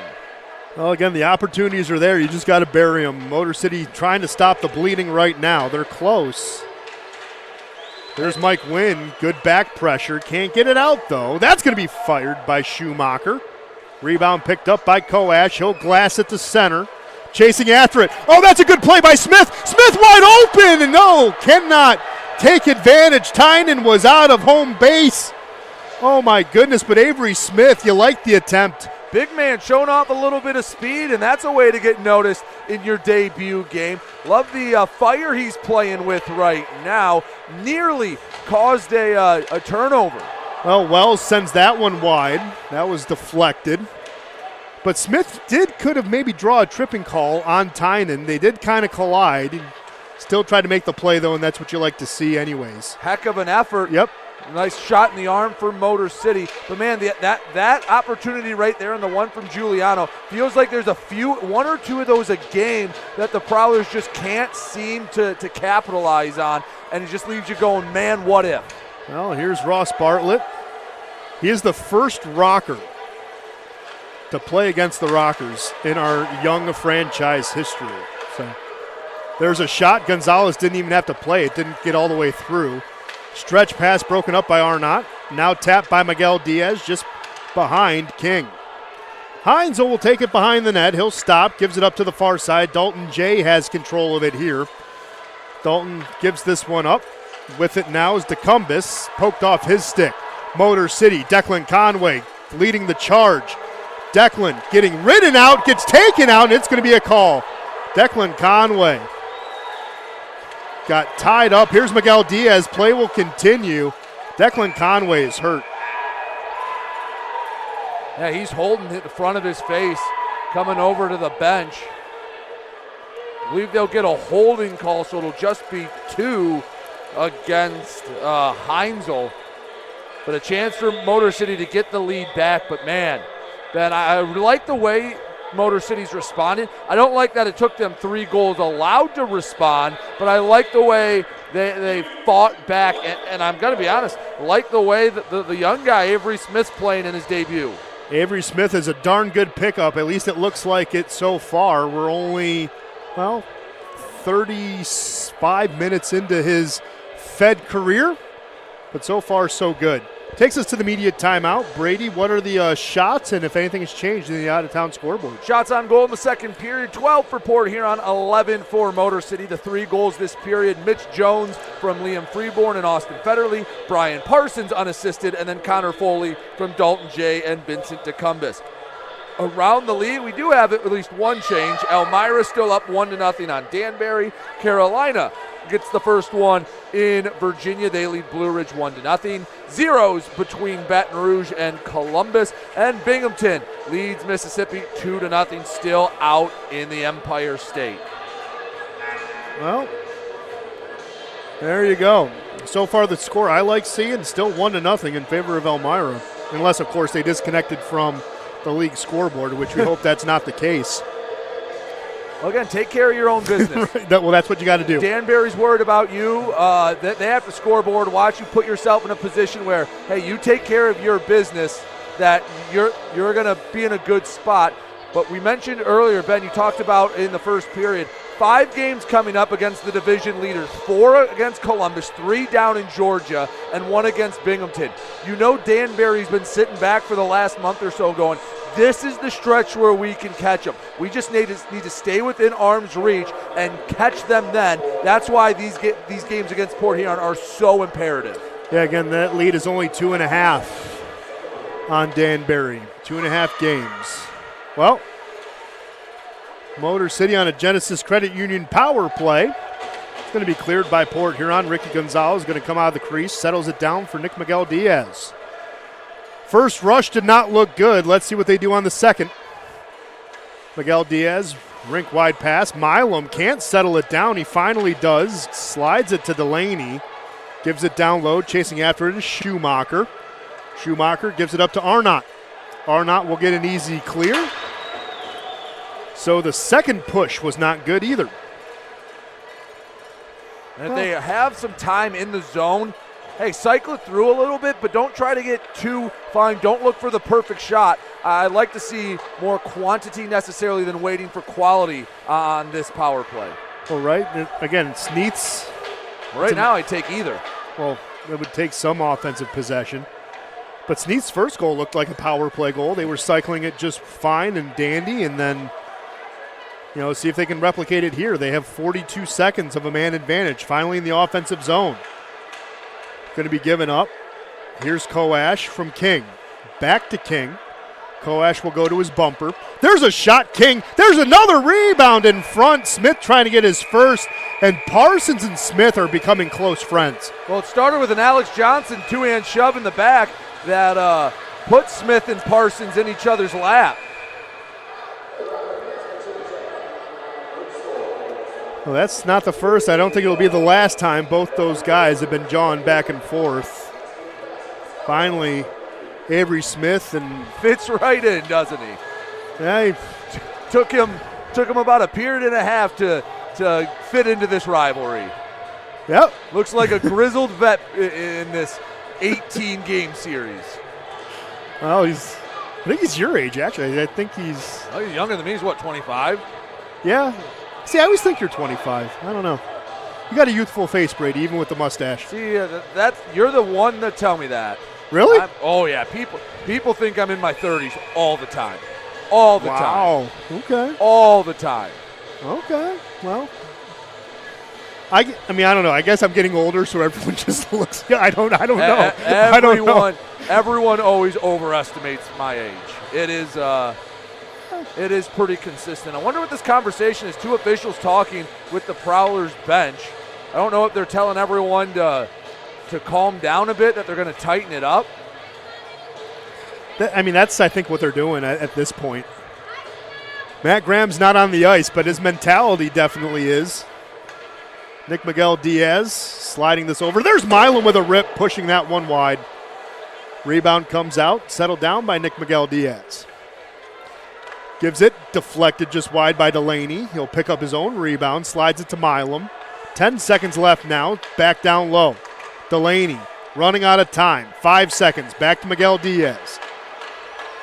Everyone now is a free man. That's Heinzel. There's a shot fired wide. Vanderweel keeps it in. Fired that one for a deflection. It's going to be broken up and cleared. Good play. Tipped by Wells to Delaney. There's a shot. Tynan sure hands that one and freezes the puck right there. And more talking. Extracurriculars after the play. I think it's only going to ramp up instead of decrease. But Motor City, I do like their response. They haven't hung their heads. Kind of have to hit the reset button when you blow the 3-goal lead. But it's a new game right now. Can't dwell on that. I like the way they've tried to turn the tides.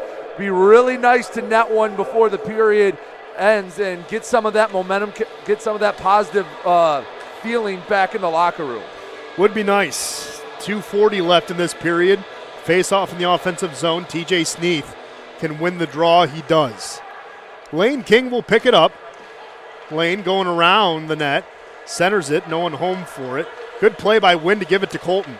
Colton stops circle. Fires a shot. That's going to be easily deflected. Here's Sneath. Sneath gives it to Conway. Conway down low. King. Wynn. Colton. Fires that one, deflected in front. Sneath can't get to it again. Colton will keep it in. Firing that one. That's going to go behind Tynan and hit the wall. What's the old cliche I use? Don't be results-based, be process-based. And the process for Motor City the last 5 minutes or so has been solid. If you keep putting enough pucks on net and Tucker Tynan continues to be unable to control the rebound. Eventually, you'll get someone to jam it back in for a rebound. I know it can be frustrating when that's the third, fourth, fifth opportunity you've had, but don't get discouraged. Keep doing that. I'm telling you, eventually they're going to get a rebound goal. No, there's Smith, the youngin', getting his first face-off win. I haven't heard you say process-based, or in a while. It's been a minute. It's been a hot minute. That's an oldie but a goodie, Brady. I try not to wear the cliches out too much, but this is the first time it's felt appropriate, really, to use, because they have been having a really solid process here since the game was tied up. And yes, the results aren't going their way, but don't let that discourage you. Man, a little more what I mean is, hey, if you take a bad shot and it goes in, just because the result went the way you wanted doesn't necessarily mean you did things the right way. And just because you don't get the result doesn't mean what you're doing is wrong. Just keep doing what they're doing. I love the way the Rockers have responded here in the latter half of the second. Well, Smith got his stick taken away from him. No slashing. Call that one's going to go in! Mike Wynn! 4-3! Man, you blink, you would have missed it. Just tucked in the far side post. And boy, does that feel like it was a shot in the arm to this arena. Pretty loud pop for that one. And out in front, don't know if one of the big bodies tipped it or not. Wynn didn't think so. Either way, that's a big-time goal for Motor City. They needed that before the horn. Yes, they did in the biggest way. Josh Colton will get the primary. Colton now has 28, just one behind Pavel Svinsov's team leading 29. There's Svinsov trying to center it in front, no one home for it.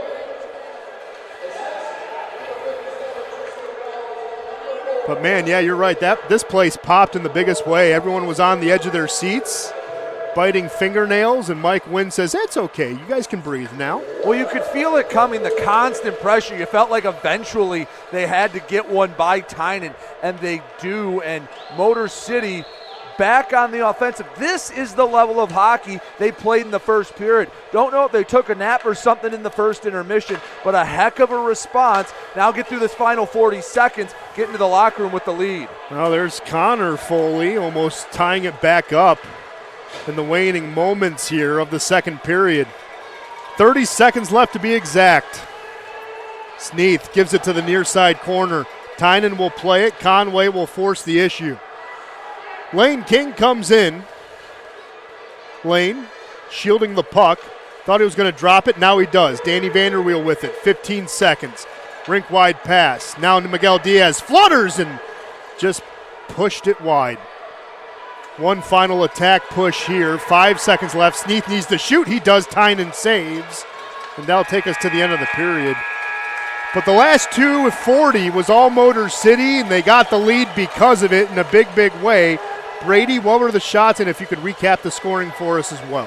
End of the second period, shots in the middle frame, 17-12 in favor of Motor City. I believe it was something about the last 12 of the last 13 shots were all from Motor City, somewhere in that regard. It has been heavily tilted the last 10 minutes or so in favor of the Rockers. 38-17, Motor City outshooting Port Huron for the game. Motor City came into the second period up 3-0. Mitch Jones, 18 seconds in, buried it to make it 3-1. Liam Freeborn, Austin Federley on the assist. Just about 3 minutes later, it was Brian Parsons to make it 3-2. Port Huron unassisted. And then midway through the period, Connor Foley tied it up at 3 aside. Dalton Jay and Vincent DeCumbis on the assist for that one. But 90 seconds ago, Mike Wynn with the assist from Tristan Wells gives the Rockers the lead going back into the locker room, and it's a 4-3 Motor City lead. Well, fans, of course, after the game, there's 3 stars. Here in Motor City, they are brought to you by our friends at Lasting Impressions Promotional Marketing, a family-owned Michigan business. Make sure if you're here at Big Boy Arena, you stay for the game. You can catch a T-shirt from one of the 3 stars, courtesy of Lasting Impressions Promotional Marketing, a proud partner of the Motor City Rockers. Also want to remind you, Ronald Shockers, your local Michigan Farm Bureau and insurance agent located right here in Shelby Township, right off Van Dyke. He and his team have been protecting and providing Michigan families with home, auto, life, and health insurance since 2016. So for all your insurance needs, trust Michigan Farm Bureau agent Ronald Shocker. Well, it's a 4-3 game. Motor City regaining the lead, stopping the bleeding. It was 3 unanswered goals for each side before Motor City broke that trend as well. Getting that one again was Mike Wynn. That's his 4th of the year. But we will step aside, catch our breath. We'll come back. We'll take a deeper dive into the out-of-town scoreboard for you in just a few moments. You are watching Motor City Rockers hockey on our YouTube page, Facebook, Twitter, Rumble, Caffeine TV, and anywhere you can find us. We are there. We are everywhere. And we'll be right back.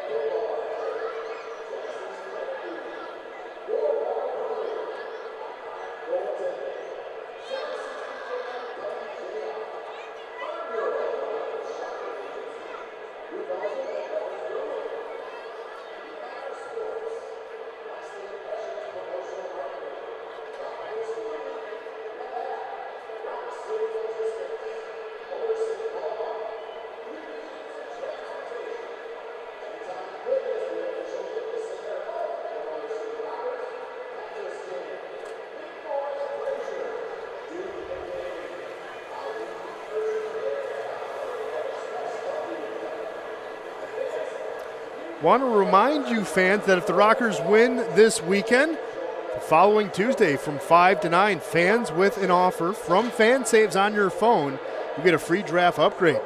A 20-ounce beer for the price of a 16.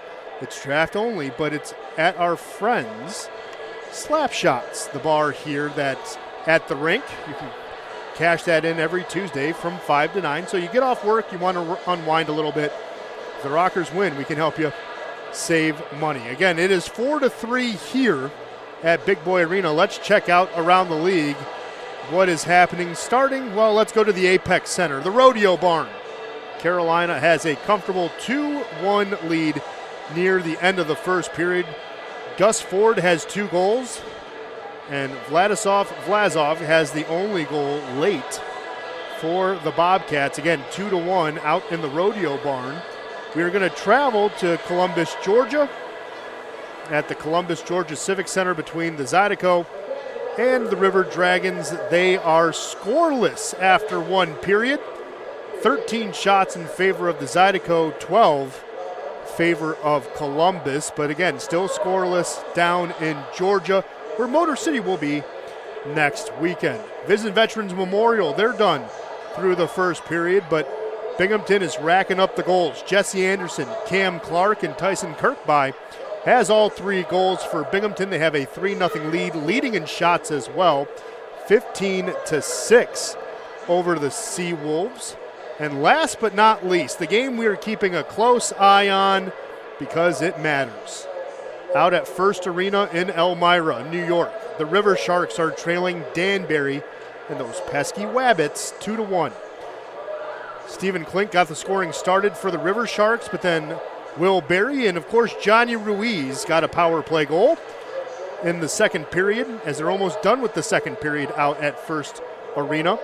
Again, it's a 2-1 lead for the Hat Tricks as they are out shooting Elmira as of right now in the second period alone, 19-6.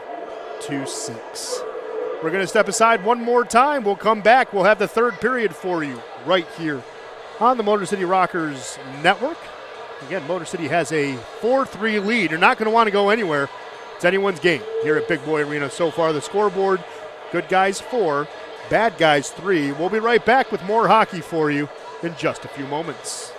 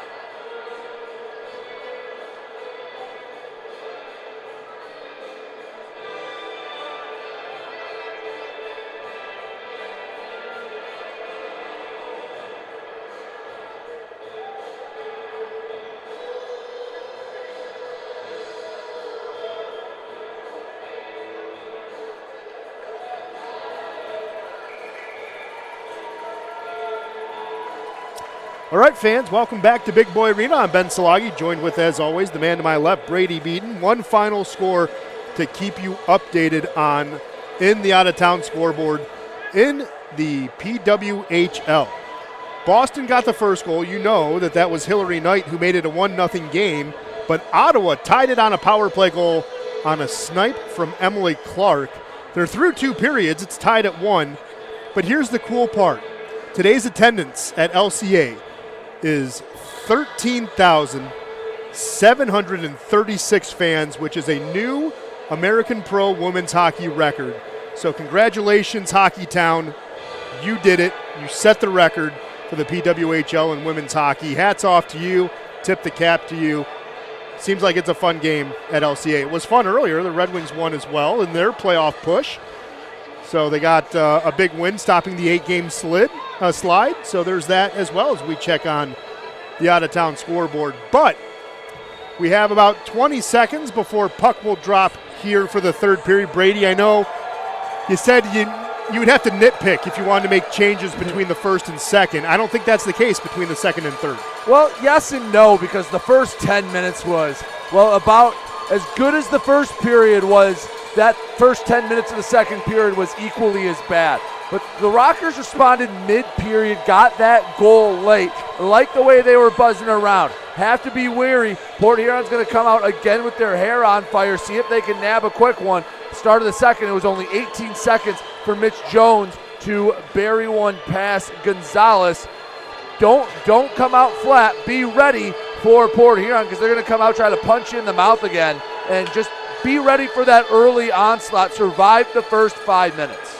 Well, again, the last 2:40, Motor City was really pouring it on, was keeping Tucker Tynan on his toes, and got a goal out of it. Mike Wynn getting number 4 on the year, snuck it in to the post. Thought it wasn't going to be a goal, but it was. They counted it. It is 4-3. Hopefully Motor City can keep building and stacking. But yeah, you're right. It's going to be an interesting 20 minutes here, see what happens. Ricky Gonzalez playing well. Tucker Tynan, for the most part, playing well.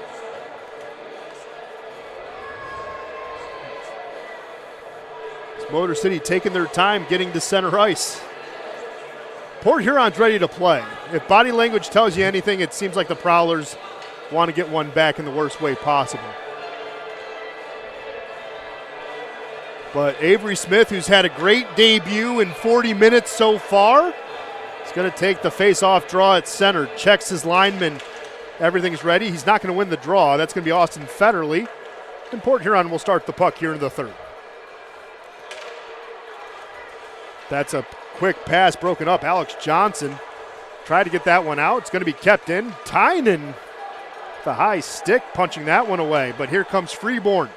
Drops it, Scantlebury. There's a shot. Good shoulder save by Rico Suave. Centered in front, Johnson trying to rip that one. Roman Gaudet, who's a free man. Again, he was in the box for taunting in the second period, is now going to rejoin us in the third. He was the one who broke up that chance by Johnson. Well, that shot from Johnson was the opportunity Port Huron was looking for out of the gate. Just a better stop by Gonzalez. Gonzalez has really been playing well down the stretch. Kind of started with that 5-7 loss against Binghamton, but the game before that, he got his confidence back. He got the hard hat of the game after a win before that game. There was a quick shot by Conway. But yeah, Ricky's playing like a new man, playing with renewed confidence. There's Tucker Tynan, will freeze the puck there. But again, Gonzalez playing like a new man and gets this weekend to showcase what the future of Motor City could be like if Trevor Babin's not here. Yeah, feel good to get that win back, clinch the playoff spot. Yep. He's definitely improved his game from the start of the year to now. And last year, Ricky was our college signee. Was from Chatham University. Came in, played in a couple of games, and had to go back and finish his lab so he could graduate. Don't know what the case is with Avery Smith. Don't know if he's done or not. But it's nice to see again. 21, playing pretty well. But, of course, Connor Foley, the other college signing, that one for Port Huron, who has a goal today. 4 goals in 5 games for that young man. absolutely incredible playing at UMass Boston in his college career. And he's at the face-off dot against Sneath. He's going to win that one. Does not look out of place at all in the Fed, and that's going to be a goal. Ross Bartlett tying it up 4-4 as he gets the deflection. I don't think anyone saw it, including Bartlett, until they, noticed it was in the back of the net. Well, the face-off draw, we're watching the replay, was kicked out. Arnott fired it, and Bartlett did tip it. So there you go. Talked about surviving the first 5 minutes. Couldn't survive it. And Bartlett, he didn't mean to tip it. It just kind of hit him. Ended up in the back of the net. And right back to square one. Yep, Ross Bartlett getting his first goal of the season. And it's the big one. It tied the game at 4. All the kids here chanting at Big Boy Arena, let's go Rockers, again trying to get Motor City amped up. Ready to play. There's a shot. Did that? Wait, no. It got deflected out. Yeah. That hit off the stick out in front and went up into the netting. I was going to say, I didn't know if it was behind because Tynan had no idea where it was. I was looking for the signal, but yeah, it went out of play. I believe it was Conway that got his stick on it. Deflected it, little off, trying to get it on net. Declan Conway, after he got tied up by Adam Heinzel, now wearing some kinesis tape around his nose. Looks like he's wearing rec specs with that tape around his nose. Arnott trying to get this one out. DeCumbus moves it ahead to Arnott, who's going to pick it up. Yeah, Port Huron did get an early goal to start the second period. Got an early goal here to start the third. But again, you still have opportunity to win that first 5. Tynan rims this one to the far side. Giuliano can't get it, and that's going to be a giveaway. DeCumbus coming in. He has Dalton Jay firing. Good save there by Gonzalez. That's not the man you want to see at the hash marks with a clean look on Gonzalez rather. Luckily, he got just enough of it to keep it tied.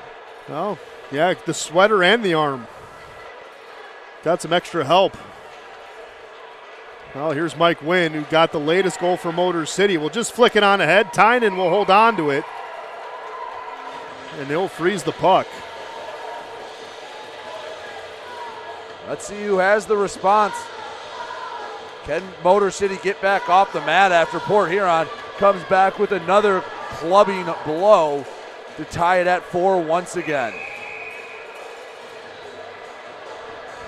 Well, Austin Federley getting into the faceoff circle. Avery Smith waiting for him. Smith with a good win there. Fields cycles it down low. Gaudet gives it to Vanderweel. Danny at the point. Fires that one. That got deflected. Smith trying to settle it down. It's going to be pushed to the corner. Port Huron will come out with it. Here's Federley. Dropped it off. Scantlebury has it now. There's a quick shot. Fired wide. Freeborn will chase it down. Parsons keeps it in at the far side. Fields will chase after it. Now moved and cleared ahead. Schumacher has to go down and play it, but he doesn't have to, as they're going to say it's going to be icing. Almost 4 minutes through, 3.5 through the first period. Ross Bartlett, again, getting his first goal this season. Took him 6 games to do it. He has 2 assists in that time. So he has now 3 points in 6 games, which is about par for Ross Bartlett. It's what he did. About every half game or so, he'd give you a point of some kind. Here's Mitch Jones again. Reloads. That's going to be blocked for a second time. As much as I like the way Avery Smith's been playing, that was his first big mistake. A turnover in the own zone. Luckily, doesn't lead to anything, but that's one Smith probably wants back. Well, Motor City settling it down. Lane King now with it. Just cycles around the neutral zone. Now gets high sticked, and there's going to be a call. Guilty party, I believe, is going to be Connor Foley. Motor City still holds on to it. And Well, there doesn't appear to be blood, so it's only going to be 2 minutes for high sticking on Port Huron. As Connor Foley going to the Kowalski meat locker. And a chance to get that goal right back. Motor City still looking for that first power play goal. Hey, now's as good a time as any. Well, Motor City 0 for 2 today. Went 0 for last night as well. Would like to break that streak. The last power play they had didn't look great, if we're being honest. But again, in the Kowalski meat locker, Connor Foley, when you're going grocery shopping, don't make bad decisions like Connor did. Make sure you buy quality meat. Make sure you buy Kowalski. So again, third time today for the Genesis Credit Union power play. Let's see what Motor City can do. Again, entered today, top power play in the league like Motor City has had for the past couple of months. Federley trying to get this one out. He does on the second attempt. Motor City will reset. Something we talked about earlier in the game. Still have to be wary. Port Huron not going to sit on their heels down a man. They are not afraid to take some risks, try some long stretch passes, maybe try to take the lead shorthanded. Well, here's Milam, Vanderweel, Giuliano, Delaney, and Miguel Diaz are your 5. Giuliano carries it all the way to the end line. Getting to it now is DeCumbus. He'll clear it. Motor City doing some long strides. Sneath comes on. So does King. Miguel Diaz still out there. TJ Delaney just taking laps around the lake, it seems like. Another good clear by Port Huron. Dalton Jay was looking like he was going to. Not a whole lot on the man advantage for Motor City. Second straight power play where it's looked out of sorts. Well, King tries to break up that pass, does so successfully. But yeah, Brady, you're right. Haven't been able to get into an offensive set yet. And we have about 40 seconds left of a man advantage. Colton gives it up. Here's Koash. Dumps it on in. Picked up. Conway. Behind the net. Drops it off. Vinsov gives this one up. No, I think that was Sneath. Excuse me. Conway's flicks it. That one's going to go wide. King will pick up the rebound. 20 seconds left in the man advantage. Motor City trying to cash this one in and regain the lead. They deflect it in front. And Tynan freezes it. And that will take us to our first media timeout here in the third period. Brady, what are the shots? And if anything has changed in the out-of-town scoreboard? Despite it being even on the scoreboard, shots nowhere near that. 40-21. Motor City out shooting Port Huron. Port Huron has the edge in the third, 4-2. Around the Fed, Danbury's lead has widened against Elmira, 3-1. Carolina's lead has shrunk against Blue Ridge, that's 2-1. Still scoreless between Baton Rouge and Columbus, and Binghamton has added another 3-0. They lead the Seawolves. Well, again, Ross Bartlett got the primary, getting the goal, getting the primary, I should say, is, well, Paul Arnott. He now has 4 assists in 9 games. As people here trying to do the YMCA, we know Brady won't do it. I'm not going to do it this time. I'll be a wallflower like you, Brady. We're going to keep our hands in our pockets and be comfortable. So. All right, sounds good. Not as cold as it was on Sunday. No, I was going to say, the rink is full tonight, so it's not as cold. You're 100% right. Want to also remind people again, who's going to be the 3 stars of the game? A lot of good candidates for both teams. We'll find out immediately after the game concludes. And players who are 3 stars of the game will have T-shirts to throw out in the crowd. So come to Big Boy Arena. We'd love to have you, especially for the final home game of the regular season on April 13th, as it's Fan Appreciation Night. We'd love to appreciate you. And again, get a free T-shirt courtesy of Lasting Impressions Promotional Marketing if you can catch one from one of our 3 stars. Avery Smith, tired of the village people. He wants to play hockey.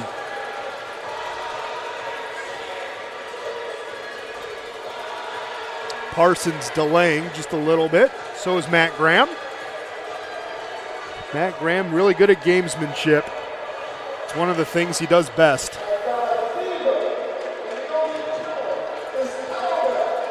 Oh, dear Lord. Johnny G's into it as well. That's not a good sign. Well, that's going to go out for the power play. Motor City 0 for 3 now on the day. Parsons tying it up in the corner. Wells trying to dig this one out. Milam has it, slides it. Miguel Diaz fires it, ricochets off a body. Smith gives this back up. Miguel Diaz, circle. Wells, goal! Tristan Wells gives Motor City the lead one more time. Give him the look from the right wing circle. He picked the corner. Might not have been on the power play, but a quick response from the Rockers. Love to see it.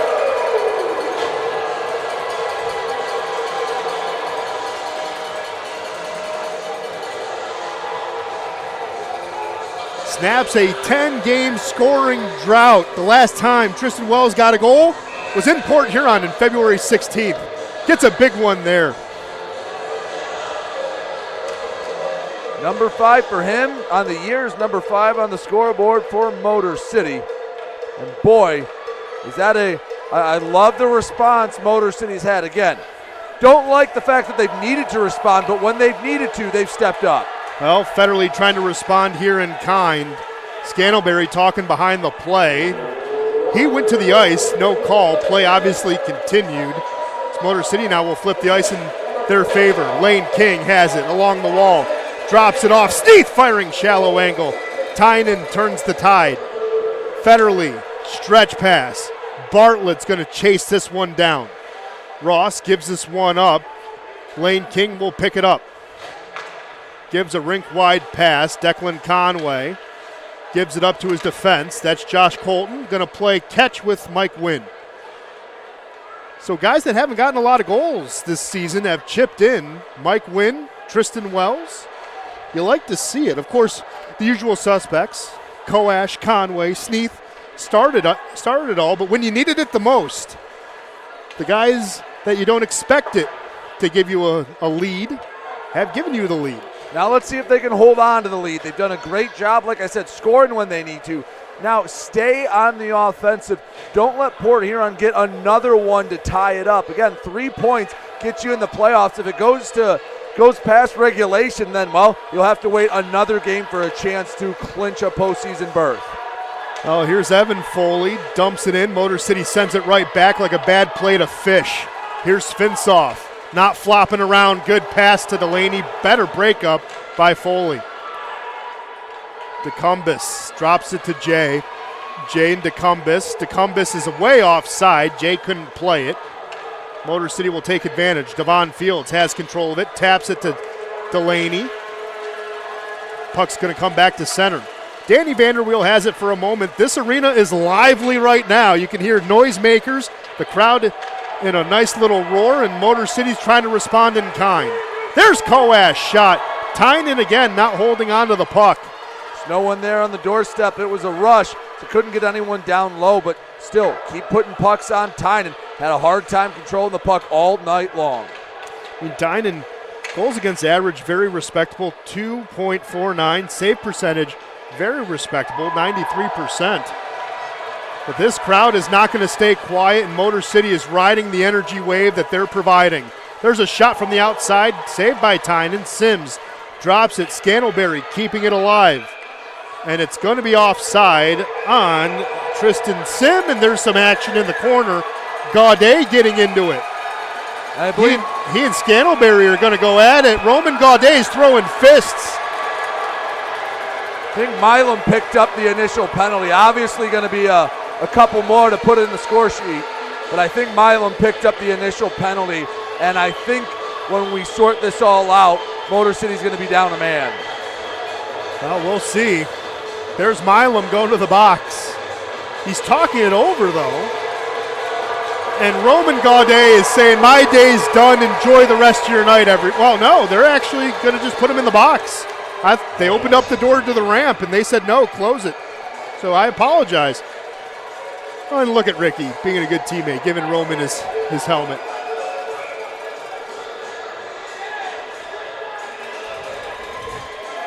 But, man, this crowd is alive and well. Tucker Scantlebury going to the Kowalski meat locker, trying to do the same thing, says, let me hear your praise. Well, I will say this. Tucker Scantlebury, if he doesn't like hockey, he could go into pro wrestling. I think he'd do all right. I have a feeling that Gaudet and Scantlebury will wash out, and Milam will be the only one that goes up on the board, if I had to take a guess. And Port Huron will go on the power play with a chance to tie this up. Well, now a couple of fans are giving Tucker Scantlebury the business. So security will help him out. You can jaw jack a little bit, but not too much. But again, yeah, if hockey doesn't work out, Tucker, you have a future as a heel in wrestling. Riled up the crowd the best way possible. Still trying to get it all sorted out at the scorer's table. Again, we assume Scantlebury and Gaudet will wash out, and it will be a power play for Port Huron as Milam went to the box initially. But again, still waiting for it to be all decided. It was hard to see in the corner. It's not the best view for us. So I think they might be discussing. I wouldn't rule it out that maybe Gaudet gets a double and Scantlebury just gets a single minor penalty, and we actually get 2 minutes of 4-on-3 hockey. Well, while we have a minute to update you on Tristan Wells' goal, Avery Smith in his debut gets an assist. Jamison Milam gets his second of the game as well. So congratulations, Indiana Tech young man. You get an assist. Why not? We saw a good debut, though, last weekend. Komet, the goaltender, was actually, playing very, very well. So it looks like that's going to be the case. Oh, they're going to send Gaudet off. So Gaudet was right. His day's done. He's going to hit the showers. So wait, if Gaudet's done, that has to be a game. It's got to be a game. So for inciting, because that's his second 10, right? That would be his second 10. So that would be the game. That would be the match, so he's done. Yeah, let's see what goes into the score sheet. But Gaudet already in the locker room. With 10:49 left to go in the third. That would imply a game misconduct for Gaudet.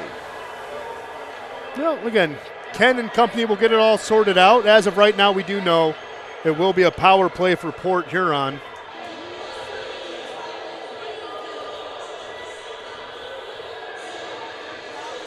So we have an Inside Healthcare penalty kill for you. Connor Foley, Frank Schumacher, Alex Johnson, Mitch Jones, and Liam Freeborn are going to be your 5 for Port Huron. Motor City will counter with Lane King, TJ Sneath, Josh Colton, and Mike Wynn.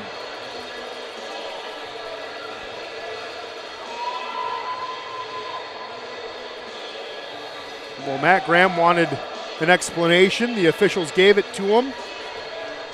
Again, you have the power play. So, see what happens. Again, power play, we know penalty kill, Port Huron is last in the league. Power play, they're not too bad. They're 5th at 22.4%.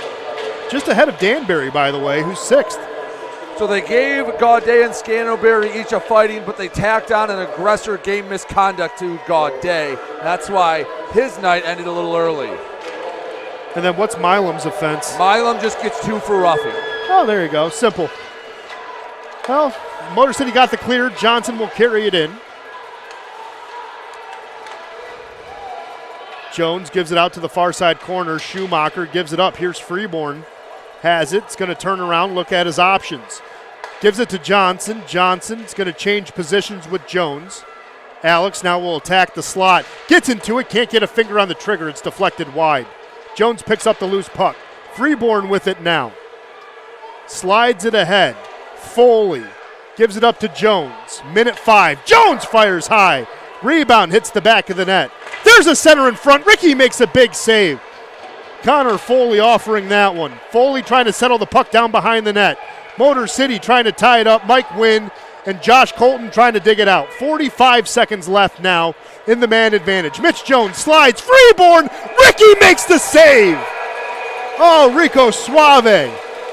Cooler than the other side of the pillow, keeping it at 5-4. Did a nice job coming out to cut down the angle. Hard shot, but caught him right in the middle of Gonzalez, all he had to do was swallow it up, keeps it a 1-goal advantage for Motor City. Well, takes us to another media timeout. So, Brady, if anything has changed in the shots on goals department and if anything has changed around the league. Let's take a look at shots on goal first. Motor City outshooting Port Huron 7-6 for a game total of 45-23. And around the league, Danbury 3, Elmira 1. Carolina leads Blue Ridge 2-1. Columbus strikes first at home. They lead Baton Rouge 1-0. And Binghamton still up 3-0 on Mississippi. Well, there you have it. Well, as of right now, as you said, Port Huron has 23 shots on goal, which ties their worst shot on goal performance from January 19th, right here at Big Boy Arena. So there's that. Will Wiggleman says he does advanced stats. Well, so do we. We're both.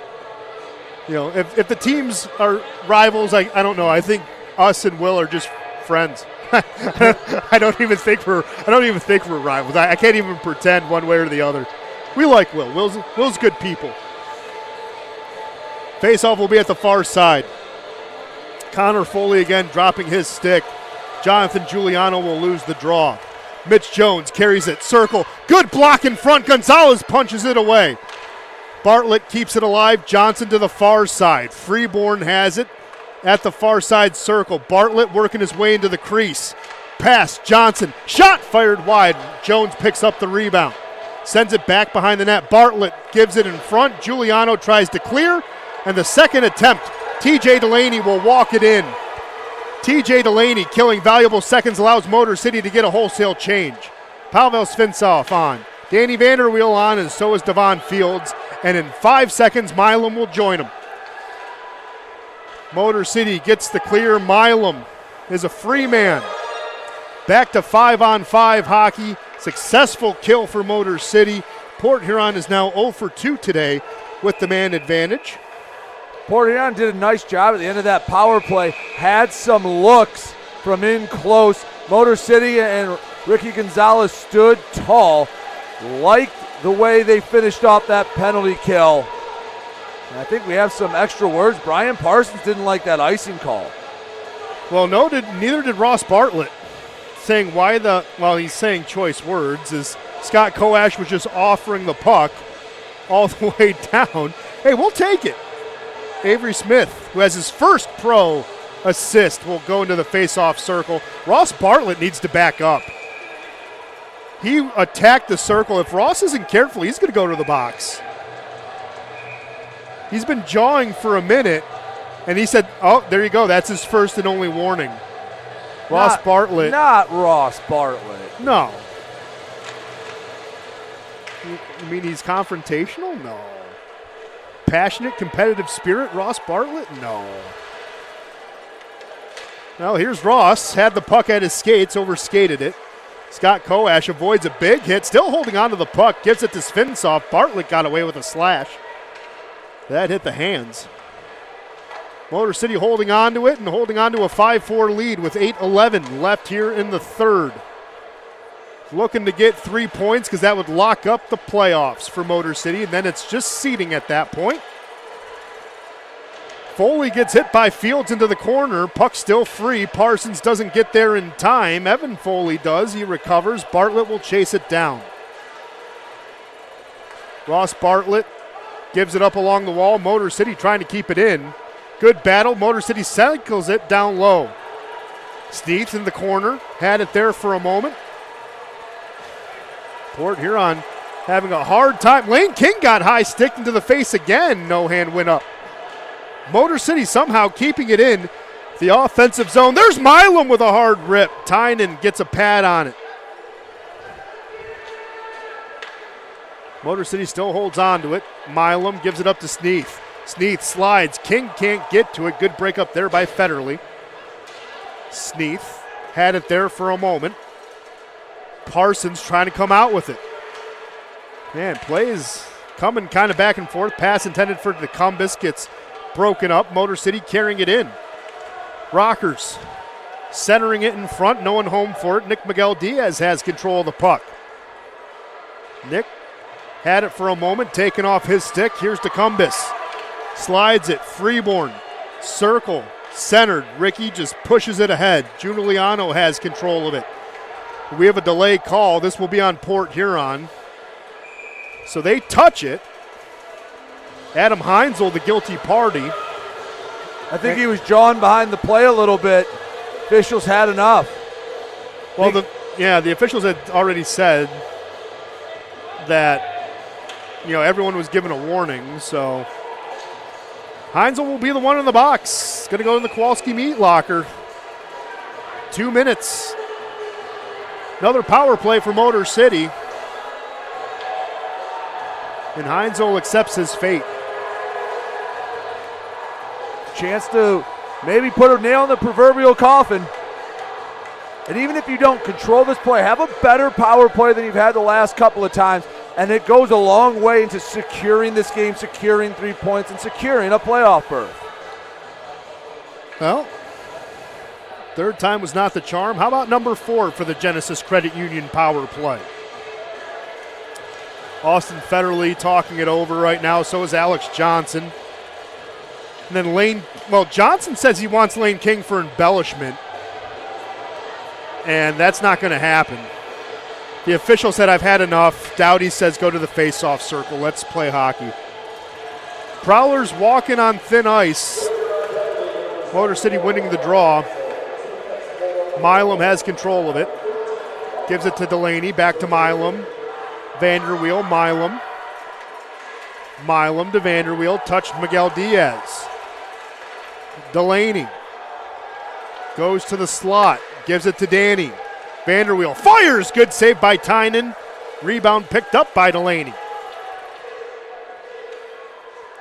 Vanderweel tries to slide it. Giuliano can't get there. Good break up by Johnson. Good stick checking by Motor City. Danny comes out with it. Now gets taken down by Johnson. Coming in to get the puck is Giuliano. More stick checking by Parsons.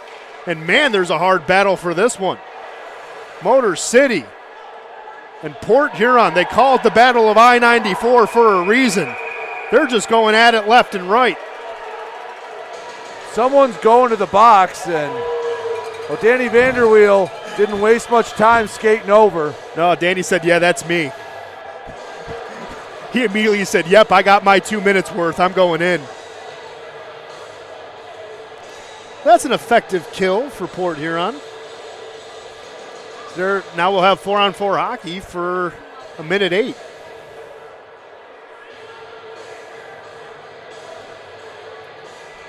So that means the Prowlers will have 52 seconds of a power play when Adam Heinzel's a free man. And I think Port Huron, did they use their timeout? No, there's just a long discussion. Yep. And Vanderweel earned his 2 minutes. Well, there's someone down on the ice. Couldn't see who it is. Believe it may be Alex Johnson. Oh. On the near boards. Well, you don't want to lose your coach and assistant coach that way to injury. That's not good. Like I said, off the ice, Matt and Alex are good people. On the ice, they're people you don't like seeing at all. But that's what you can say that about a lot of hockey players, though. You put the war paint on. You put. Oh, and they put 5 on the board. Oh, for Danny. So that's gonna. That's one that is tough, because now essentially you're playing the rest of the game down a man. And I have to imagine when this minute 8's up, Matt Graham's going to try to get Tucker Tynan out of the net ASAP. Well, again, not just down a man. And now are they going to – I think there's going to be some fans escorted out. This is devolved a bit here in the final half of this period. Well, again, not just Motor City being down a man for basically the rest of the game. If they give up a goal, it doesn't matter. No one comes back. So you're down a man no matter what. And again, the Rockers have to win in regulation to secure the playoff spot. If not, it'll come to tomorrow. So I think there's a myriad of things they have to figure out right now. Well, there's a lot, and I'm not going to speak for anybody, but and is Vanderweel gone as well? I don't see him in the box. Yeah, Vanderweel went off. So, man, this is talk about championship habits. Taking a 5-minute major up a goal with 5:42 left is a tough one to take. Well, and the guy to take it being your captain, it's not ideal. There have been some pockets of excellent hockey from Motor City, but their lulls have been, man, have they been valleys. And it's, again, been the theme of the whole season, consistency. We've seen the Rockers in a weekend beat Columbus, beat Binghamton. Can they do it multiple times in a row? And I know it's a rivalry with Port Huron, but man, you feel like Motor City's been the better team tonight. Yet on the scoreboard, it's a 1-goal game, and the Prowlers are going to get about 4 minutes of a major penalty power play. Gosh, you just want to see them fight through the adversity, but a lot of this adversity is self-inflicted, avoidable adversity. Well, let's have hockey. Face-off draw in the near side circle. Controlled by Motor City. Lane King has control of it. Gives it to Mike Wynn. Motor City still in attack mode. They need to get one back. A good insurance goal would be appreciated. There's a shot. Decumbus blocks it. That was a big pickup by Colton. Decumbus saw the block. The eyes got big. Thought he had an opportunity at a breakaway. Nice job by Colton to neutralize it. Well, again, we have 4-on-4 hockey for 40 seconds. After that, Heinzel comes out of the box, and then it'll be 3 minutes and 52 seconds of a power play for Port Huron, which is essentially the rest of the game. And I like the aggressiveness 4-on-4. They know if they can net one while it's still even strength, boy, does that make the hill a lot higher to climb for Port Huron. Well, Giuliano shielding the puck. Mike Wynn firing it in. Got deflected, but it's not out. And after all of that kerfuffle and scuffle, takes us to our last media timeout. So, Brady, what are the shots, and anything change in the out-of-town scoreboard? Real quick, it was a cross-checking major and game misconduct to Danny Vanderweel, so the captain done for tonight. Shots on goal here in the third period, 9-8 in favor of Motor City on top of Port Huron. 47-25, majorly outshooting the Prowlers, has not come across on the scoreboard, however. Other scoreboards around the Fed, Danbury 3, Elmira 1. Carolina and Blue Ridge all knotted up in Virginia. Columbus leads Baton Rouge 2-0, and Binghamton 4-zip on top of Mississippi. Black Bears haven't had any issues with the Seawolves this weekend. Well, 47 shots on goal is third best this season for Motor City. They had 56, 48, and now 47. And none of those have come across against Port Huron. So, there you go. But again, 17 seconds left of 4-on-4 hockey. If you're just joining us, the I-94 rivalry turned into its, traditional ways. It went to jaw-jacking, to physical altercations, to more jaw-jacking and taunting, to we've had everything except for like a major fight at this point. Yeah, I mean, it's all been on the score sheet, but if you throw in the fightings, I mean, there's been 2 misconducts. There's, 3 misconducts for Motor City. There's been a couple of majors put in there, and it's just not a winning formula come playoff time. I know everything's tightened up, but as Gordie Brown always talks about, it's building those habits, because you can't just flip a switch. Why is Columbus near the top? Because they don't go through these lulls, and when they do, they have a lot of talent to make up for it, but they don't make a lot of these mistakes, and it's led to them having the best record in the league. Now Motor City really needs to tighten up and kill this last 4:45 of game. Well, it hasn't been this ugly since New Year's Eve. But again, it's I-94 hockey. Why not? Adam Heinzel's a free man, so 3:52 left of the 5-minute major to Danny Vanderweel to be served. And then we'll have basically about 40-odd seconds of just 5-on-5 hockey to close out the period. Again, Motor City has that 5-4 lead thanks to a goal scored by Tristan Wells, who ironically is serving the time for Danny Vanderweel because his day is done. I'm going to keep an eye on Tucker Tynan. If the Prowlers control the puck in the zone, I know there's a lot of time left, but with a major penalty, give you as much time as possible, 6-on-4, to take the lead, or to tie it up, rather. Oh, yeah, you can share a point with Motor City. There's a shot by Johnson. It's going to go wide. Going to be cleared out by Milam as it rode the rail to the far side. Fresh four come on. Sneath, Colton, Avery Smith, and Mike Wynn. That is your four. Again, Avery Smith making his Fed debut, his pro debut, and he already has an assist today. Mitch Jones firing that one. Good glove save by Ricky. Play is going to continue. Smith gets to it at the wall. Going to be given up. Here's Foley. Back to Foley. Cycles it down to Freeborn just behind. Mike Wynn can't control it. Mitch Jones has it. Gives it to Johnson. Johnson slides it to Freeborn on a bank pass, rink wide. Now to Jones. Jones, good block by Sneath. Coming down to pick it up is Scantlebury. Scantlebury has it. Poked off his stick by Colton. Mike Wynn riding it to the corner. Foley's going to tie him up there. Scantlebury and Johnson coming in to get the puck. Freeborn now with it. Mitch Jones, 1T too high. His long rebound's as good as a clear for Motor City. A new four will come on. And Tynan has not looked like he wants to come out of that crease. Still 2 minutes of penalty left. Curious how aggressive or conservative Matt Graham's going to be, but I love the effort in their own zone, especially TJ Sneath putting his body on the line to block that shot. Federley to the far side. Evan Foley gave it up. Devon Fields with a clear. Motor City's four. Giuliano, Delaney, Fields, and King. Tristan Sim with the puck for the Prowlers. Minute 35 left here in the 5-minute major. DeCumbis goes into the zone. Pickpocketed by Giuliano, and he gets the clear. Motor City's penalty kill, which has been elite down the stretch, looking really good once again. Federley to the far side. Evan Foley carrying it in. Gives it back. Federley at the point. Firing it. And that's going to be a long rebound. Kicked out to the corner. Tynan still in his net. Motor City with another clear. Evan Foley going down to chase the puck. Another line change for the Rockers. Minute left in the 5-minute major. Minute 40 left in the game. Tynan waiting for his rope to call. He's still in the posts. Why? Because Motor City keeps getting clears. Foley giving it up. Johnson trying to settle it down. Tynan cannot get pulled just yet. Svensov, good for checking pressure. Johnson regathers.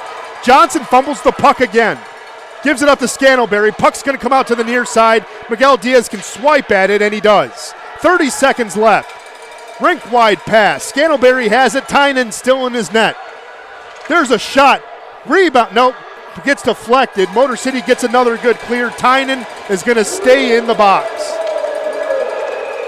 And Tynan was on his way out when they called that offside. Now you're left with a minute left. And I understand the devil's advocate side of not pulling him early. It's a major. They can send it down, no icing, take some long shots on net.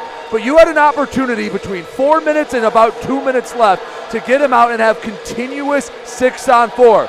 It's a dangerous game to say, well, we'll have an opportunity with 90 seconds left, with 60 seconds left. Because for the last 60 seconds, Motor City has put on a penalty-killing clinic, and now Port Huron finds themselves with 56 seconds left in the third, having to win a neutral zone draw to try to get Tynan out of the net, and only 14 seconds left of a power play. I understand the thought process, but I like being aggressive. It's a dangerous game to say, well, we'll have an opportunity at X. They had 2 minutes of opportunity, didn't take advantage of it in Motor City, tightening the screws on the penalty kill. Well, still 14 seconds to kill in the Insight Healthcare penalty kill. After that, it will be 42.3 seconds left of 5-on-5 hockey.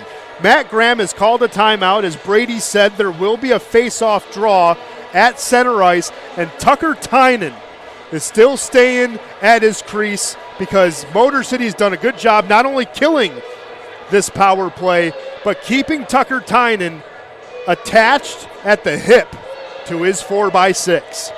And the bad news for Port Huron is that draw is out near the Port Huron end of neutral ice, so Tynan can't even cheat out quite as much.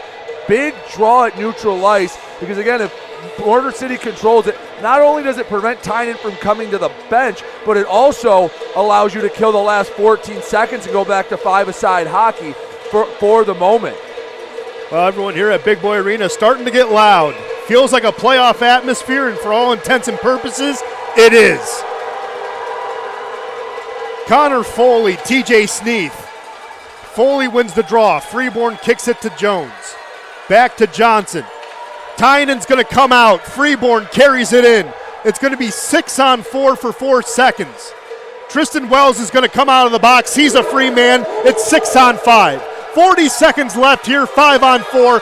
Motor City has to survive. Here's Federley, steps in, gives it to Freeborn, goes off his stick, he'll keep it in.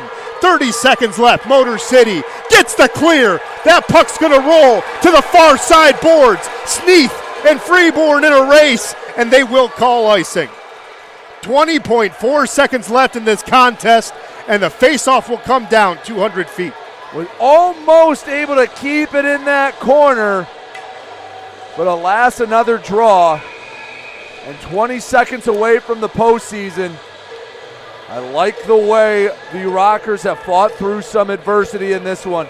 Now, just put the finishing touches on what would be a roller coaster type win, but it looks like we're gonna have to wait just a bit longer for that. Well, Motor City and Gordy Brown will take a timeout here. The strategy is simple. Just try to win the draw by any means necessary. Tie up the draw if you can. If you can't win that, guess what? Get in front of it.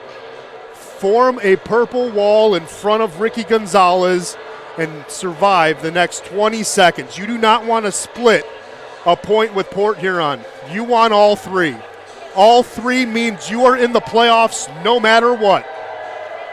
And the Rockers, for the most part, have outplayed Port Huron today. I'll just say that when they've played poorly, it's been low valleys for Motor City. But you don't want an effort consisting of 47 shots, out-shooting your opponent by 21 to go by the wayside and not get all 3 points out of it.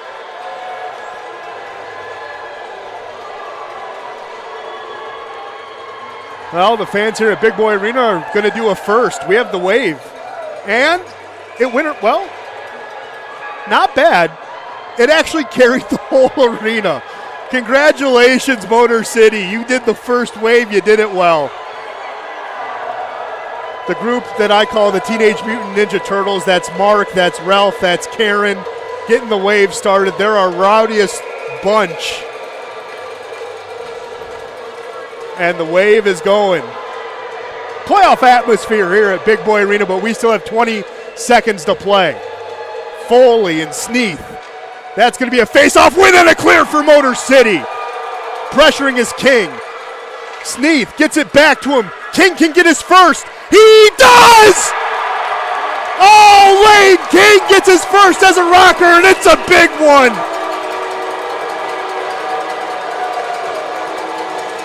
Motor City leads 6-4. And he's going to go, and they're going to get that puck for Lane King. I don't think that's how you dream about getting your first for the Rockers, but it's, like you said, a big one to cap off what's a solid win.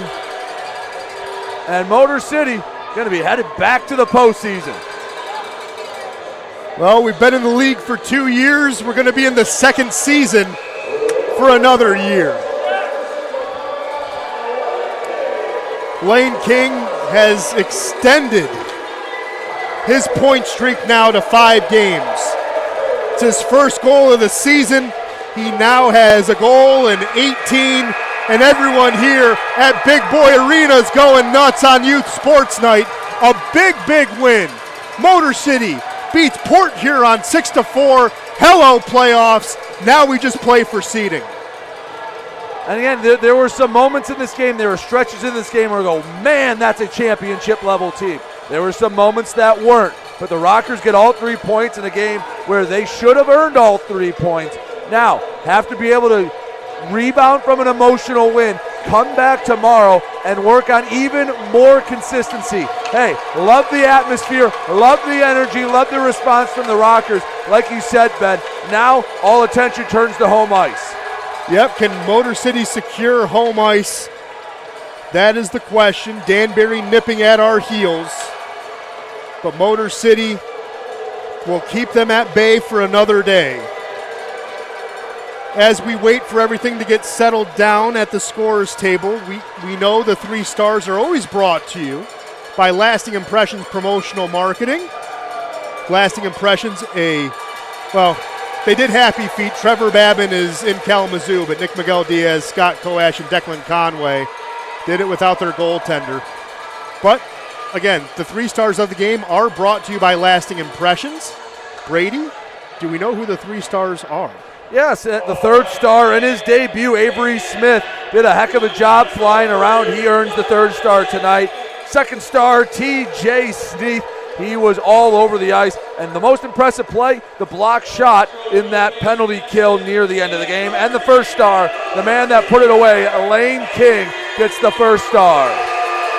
Well, there you go. The rookie not only gets a rookie lap, he gets to toss a T-shirt. Well, there you go. What a moment for the rookie. He played a great 60 minutes. In his first game, you would have thought he's been with us all season. Absolute incredible effort from the kid from Indiana Tech. Yeah, heck of a debut. Hope it's a sign of things to come. Hope he can build on it and continue that. And hopefully it's just all up from here for Smith. Liked his first 60 minutes in the purple and black. Well, that'll do it for us here at Big Boy Arena for tonight. But guess what? Tomorrow, it's St. Patrick's Day. Where else would you want to celebrate it? Come here to Big Boy Arena, 2:05 puck drop. A win tomorrow means that Motor City has secured the I-94 rivalry for the 2nd straight year as well. Again, your final here at Big Boy Arena, 6-4, Motor City over the Port Huron Prowlers. Again, puck drop tomorrow will be 2:05. We'd love to see you here at Big Boy Arena for that one. Special uniforms. We will have green as our primary color, and of course we'll have purple and black mixed in as well. For Brady Beaton, I'm Ben Salagi. Thank you so much for tuning in. Chat row, mosh pit, whatever you want to call yourselves, guys. Thank you for riding along with us, and we will catch you all tomorrow right here at 2:05. And if we don't, we'll remind you now, wherever you go, wherever you do, make sure you always rock on. Take care, everybody. See you tomorrow. Good night.